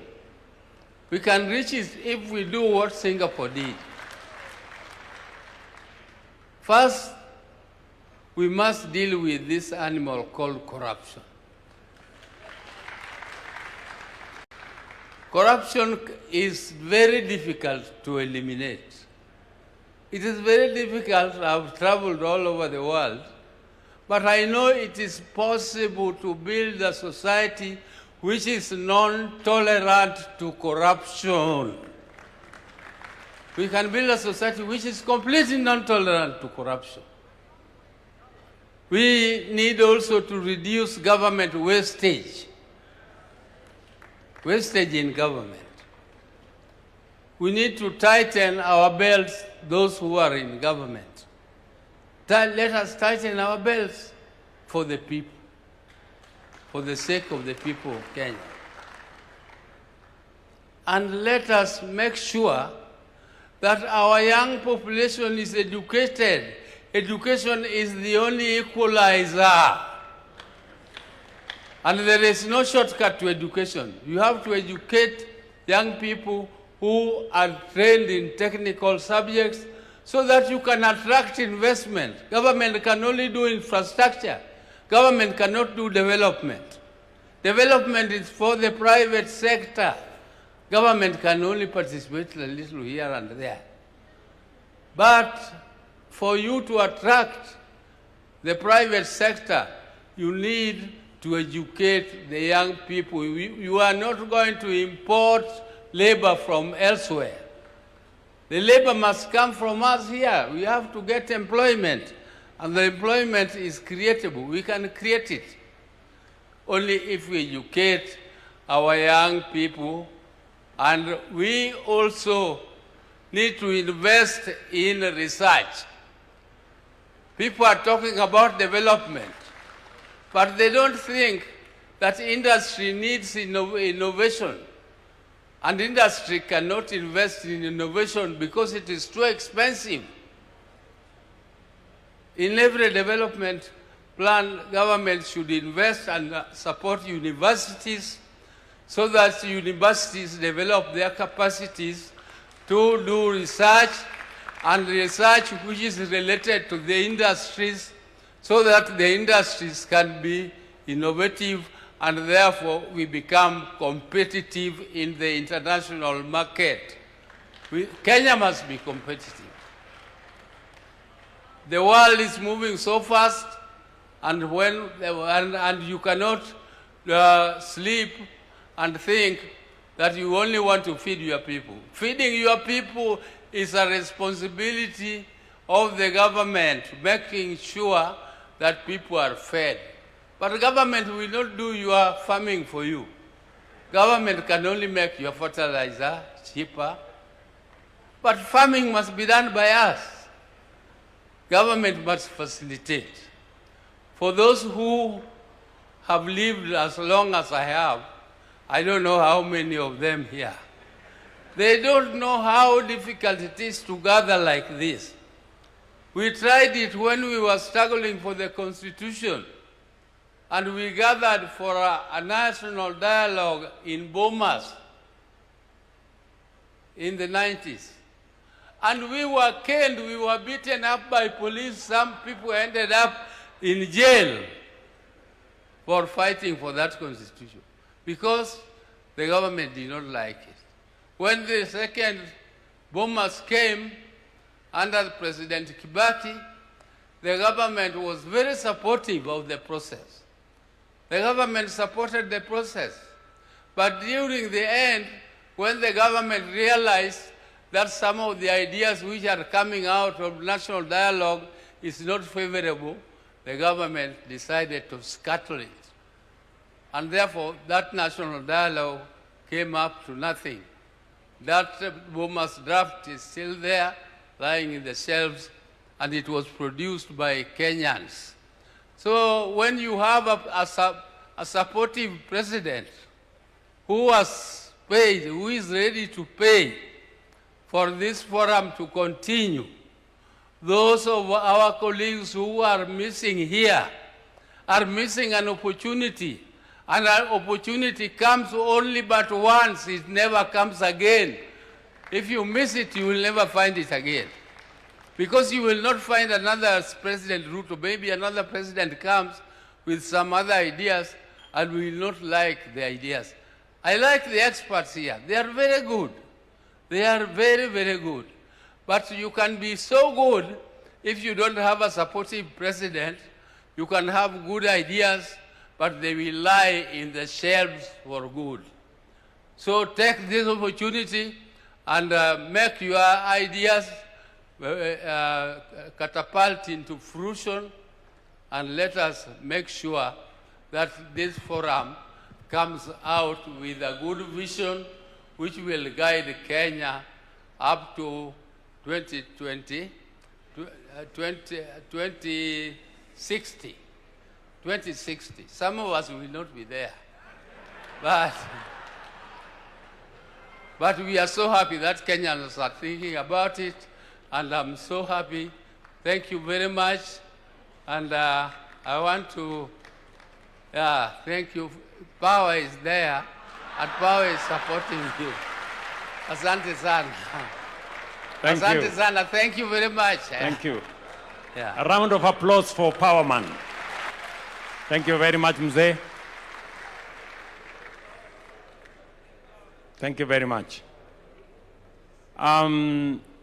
I think by way of winding up, I want one governor to speak on behalf of the governors who are here to tell us what are their thoughts on how do we take this process forward.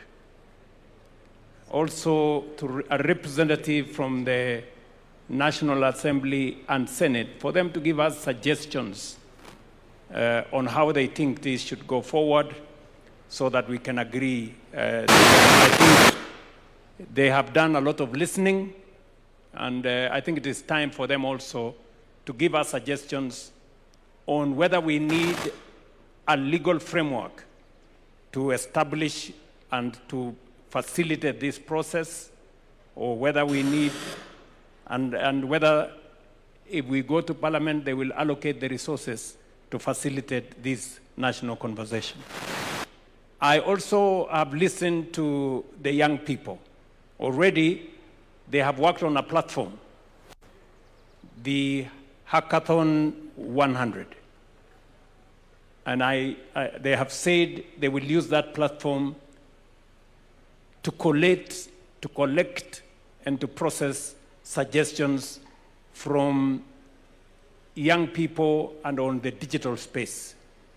I would suggest that we facilitate that process so that we can collate and collect those views in that manner. Do we have a member of parliament who wants to, or a governor who wants to make a suggestion? The Council of Governors Chair, my good brother, please take the floor.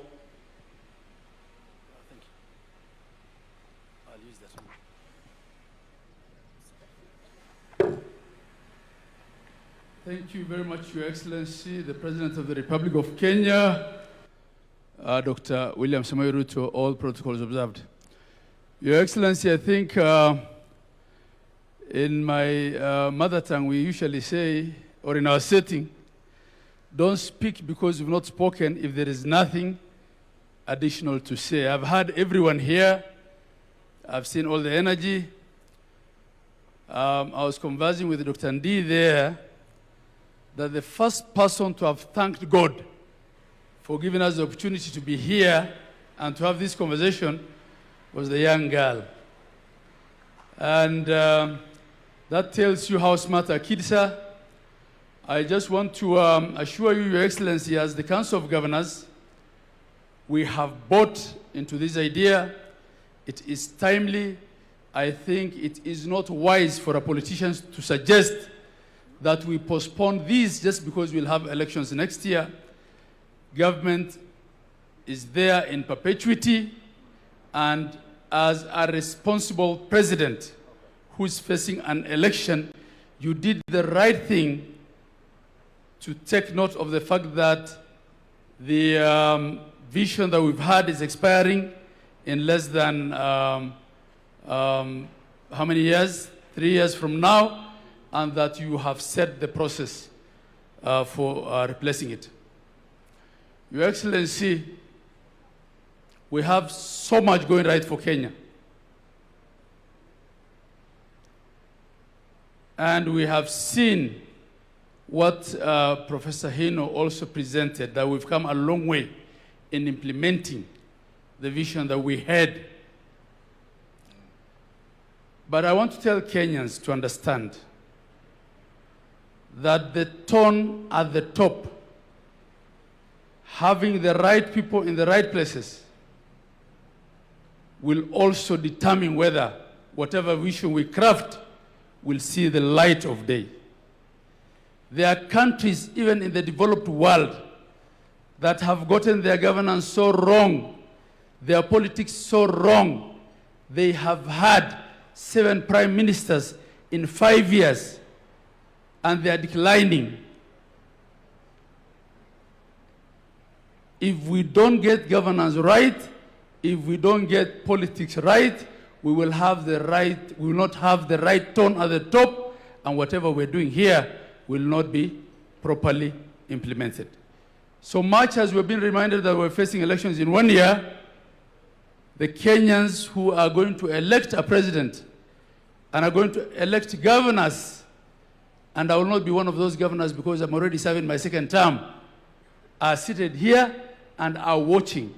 The decisions that you make will determine whether whatever we are crafting here will actually be implemented in the manner that we've seen visions implemented.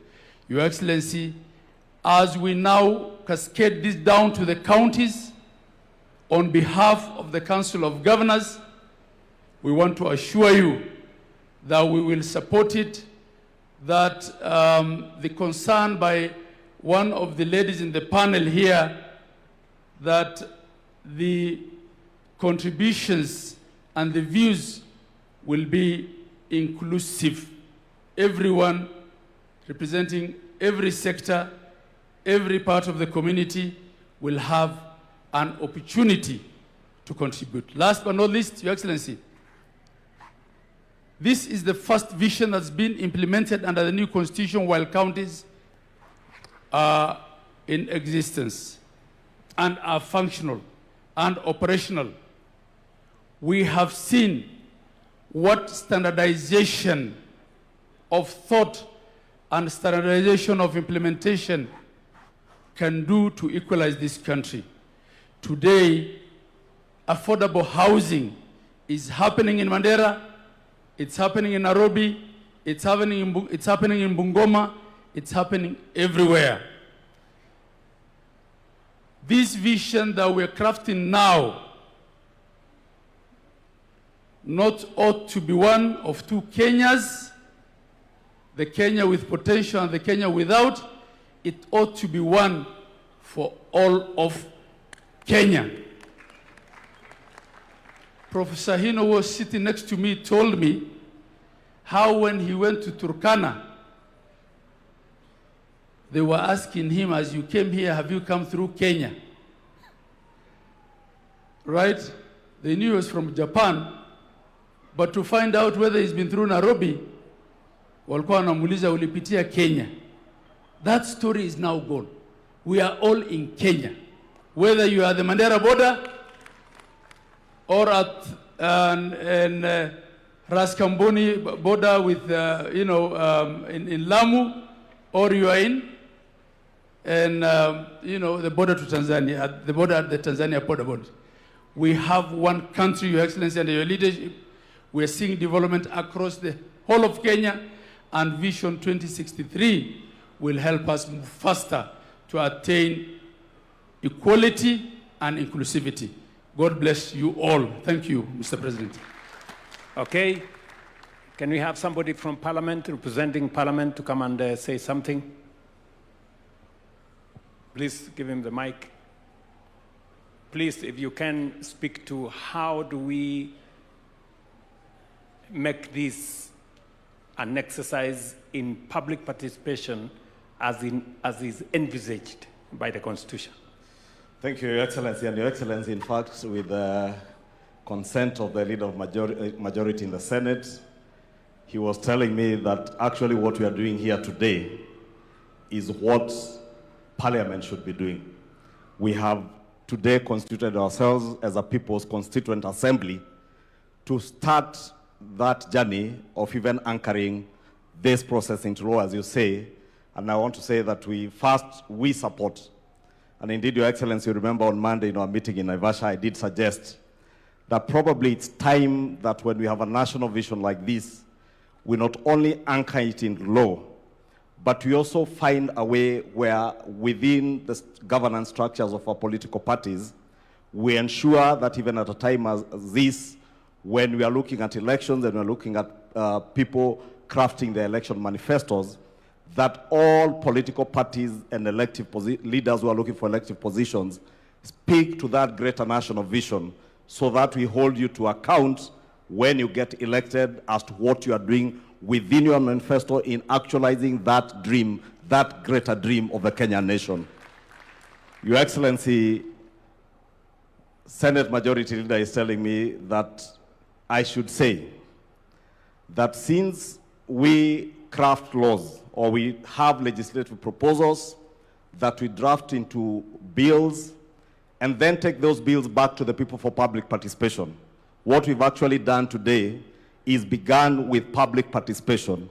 And we must look at a way where from this process, we then culminate in a legislative proposal in terms of a bill that will now anchor this process of a national vision into law so that we obligate all future leaders to the time we are 100 years as a nation and beyond in law and make sure that nobody ever takes us backward in terms of what we want to aspire to get to as a nation. Lastly, Your Excellency, in the interest of time, Mheshimiwa Esther Passaris, the county women rep for Nairobi, reminds me and told me I must say this if I get that opportunity, and she doesn't get, that when Singapore aspired to be what it is today, they had a consideration on their population growth and family planning. And she tells me and reminds me that President Mwai Kibaki, in around 2008 when we were doing Vision 2030, did speak to us on the need to look at our population growth and how we plan for that population growth. Your Excellency, is food for thought, because you've also told us that by the year, you say 2050, a quarter of the population, world population, will be in Africa. Population is both a resource, but can also be a burden to a nation's economy. And therefore, there must be a very good balance between the rate at which our population grows and the rate at which we grow our economy. And those are the challenges that we must think about as we continue in this conversation. Your Excellency, let me give you the assurance of both houses of Parliament that we shall do all that it takes. And indeed, Your Excellency, wanted to suggest that probably, because Parliament work through committees, I do not know whether through this forum, we could also constitute committees that will go out, probably one to sit in Nairobi and another that goes around the country, collecting and collating the views of Kenyans so that every part of our country feels that they are part and parcel of this process. As Mugo Kibati told us, being the first CEO of the Vision 2030, there's probably something we didn't get right when we started this process of Vision 2030. We never really involved the people, and we left it to be, and never hold successive administrations after the Kibaki administration on what we are doing towards the realization of Vision 2030. The other thing Mugo told us is that we never anchored this process into law, and that's why Your Excellency agreed with what you said. It is time that we anchor this process into law. With those many remarks, Your Excellency, wacha nikomee hapo na sote tuendelee na mazungumzo. Okay. Can I, let me get representations from three final ones. A member of the civil society, what suggestion do you have for us in terms of taking this process forward? Do we set up a multi-sectoral committee? do we set up a task force? Do we do it in law, or how do we do it? Can I have somebody from civil society to give us a suggestion? Daisy? Then maybe somebody from the religious community will give us their suggestion, and then finally get somebody from the private sector to give us their suggestion. Thank you, Your Excellency. I want to agree with those who have said that it needs to be anchored in law. For sure, the vision has to exist beyond any political formation, any political leader. And so we are happy to hear the majority leader say that Parliament will make the necessary legislation. But in terms of participation, I think having an initial multi-sectoral forum would do well, so that you are able to involve as many different sectors, because the gentleman here has asked me to insist and say that even minority communities must be included. We may talk about communities, but within those communities, we have other communities whose voices need to be heard. And so I think that to structure it, we do need to have a multi-sectoral engagement with the different players.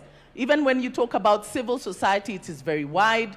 We have women's rights organizations, human rights defenders, and a host of them all. And so moving forward, I hope that we can have a framework that guarantees that every voice, at least representatives from the different voices, will be heard. Thank you. Thank you very much. Somebody from faith-based to give us suggestion on how they think this should go forward. Okay, we have a bishop there. Maybe you can let us know your name. My name is Kanga from the National Council of Churches of Kenya. And we have nothing to add or nothing to subtract. But as Nate has said, we have an all-round task force to put everything together, and then we put in action. Simple. The vision is there. The vision is documented. The vision is be sold to people. The people have to buy it. We give it time, and then be accomplished before 2030 as we move on. It will be illogical to know that we have today and you don't think about tomorrow. You have tomorrow, you don't think about a day after tomorrow. If you do that, that's illogical. We have the vision, have an all-round task force to do the needful, collect information, sell it to the people, come back again, and then get running. Thank you. Thank you very much. Somebody from the private sector? Yes. Thank you very much, Your Excellency. I'm Dr. Ruto Eric, the President of the Kenya National Chambers of Commerce and Industry. We're very happy with this vision because, Your Excellency, if you look at Vision 2030, on the political wing, I think we scored 100%, if not beyond. In terms of the social aspects, we most likely scored 80%. But when it comes to the economic side, Your Excellency, I think that is where we are not doing very well. That for us in the private sector, when you tell us that we want to go to Singapore, I was seated there and I was thinking, I should be very proud as a Singaporean that Kenya today is at standstill and we want to go to Singapore. Us in the private sector, when you tell us that our turnover should increase 40, 50 times, we want to do business where there is wealth. And Your Excellency, we are 100% in support as the Kenya National Chambers of Commerce that we represent all sizes of businesses from across the country, as far as Mandera, as far as Lamu. I was there 2 weeks ago, that we welcome your idea that this become a citizen-driven and multi-stakeholder-driven And with the private sector, we want to assure Kenyans and Your Excellency that we will be in support and we will be in each and every village in this country so that we can collect their views and bring it here so that we can be able to see that Kenya. When you talk about 2063, as in the private sector, we are seeing that it is too far. Because when we wake up in the morning every day, we want to be wealthy. And that wealth that you want to create for us, we want to see it even if it's possible. We are impatient. We should see it in 2030. So that 2030 we can start another agenda of 2100. Thank you very much. Thank you. Today is the International Youth Day. And we have huge representation of young people in our midst. Can I get one young person to come to the stage? And there is a lady already there, yeah? Allow the lady in maroon to give us an idea as to how do we take this forward in your context. Apart from hackathon, how else do you want us to take this forward? Na kabla hujasema, utatueleza bag ni ya nini? Thank you so much, Mr. President. They do say, power is done what? Is grabbed. Sindio? So I came for my chance. My name is Ruth Kemto Ziko. I come from Bomet University. I'm the school president. Nilinua mkono huko sana lakini hawakunipea. So nimeamua kuikujia mwenyewe. So Mr. President, before maybe I give on the way forward, I had some good agendas that I wanted to give on this vision beyond 2030. 2030 is for the youths, is for the children that were here. So whatever that the parliament, the people sitting here will be doing is for us. It's for the coming generation. So give us the voice. Give us time, we give you our grievances. Number one, let's talk about, you are talking about Singapore. Singapore sahi haina deni. So as we think on going to beyond 2030, let's think on how can we get away with all the debts that Kenya is having for any country. Number two, I'm talking about constitutional implementation. Women, we are the majority in Kenya, right? Why can't we implement the constitution to have the president, if it's a man, let the deputy be a lady, right? And lastly, being honest, Mr. President, employment is what the youths want. But not every youth will be employed because sisi ni wengi na sisi wote tumesoma. But because unemployment is an issue to us, why don't you bring up the policies that will give funds to innovators, fund talents, fund support different people, give them money like the Nyota for self-employment.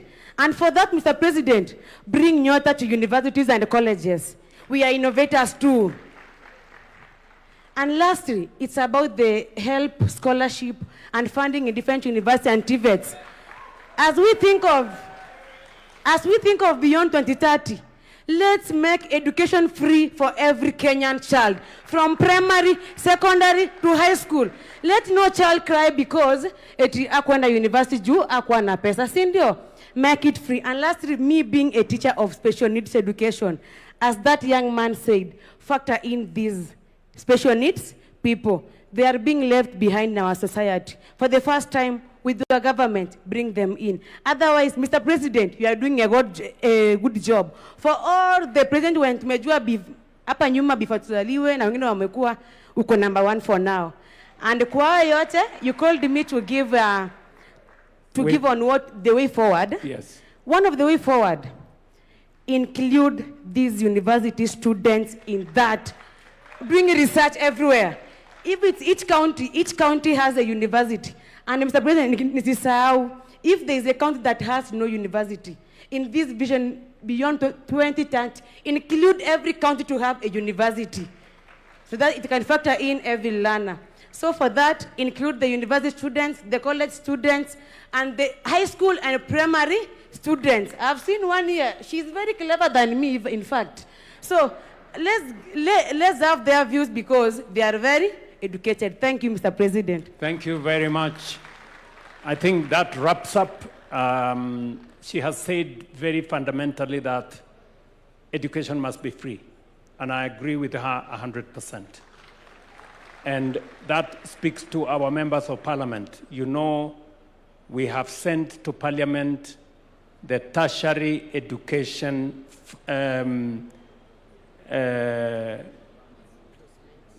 placement and funding bill. Tertiary education funding, placement and funding bill. We want that bill as soon as possible to get out of parliament so that we can implement a program that every child that is placed in a learning institution, in a TVET, in a Kenya Medical Training College, or in a university, all of them get funding for their education without exception. And that learning and education is not pegged on the ability of the parent. It is pegged on the intellectual capacity of every student. You do the course for which you are suited and you have applied for.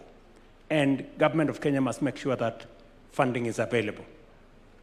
That is already in the works. And you have told us we should include young people, we should include universities in this process, and therefore I think we are set. Thank you very much. Hand it over to the people running the program. All right, and at this point I'd like to say let us all just give a warm clap to ourselves, appreciating the fact that when history is written, your name will be written as one of those who sat through the process that changed the trajectory of this country. Another loud clap for yourselves, please. Your Excellency, with your permission, that brings us to the end of this session. I request that we all be upstanding. We shall finish with the national anthem as our prayer, which we all know, so let us have the national anthem as our closing prayer. The anthem.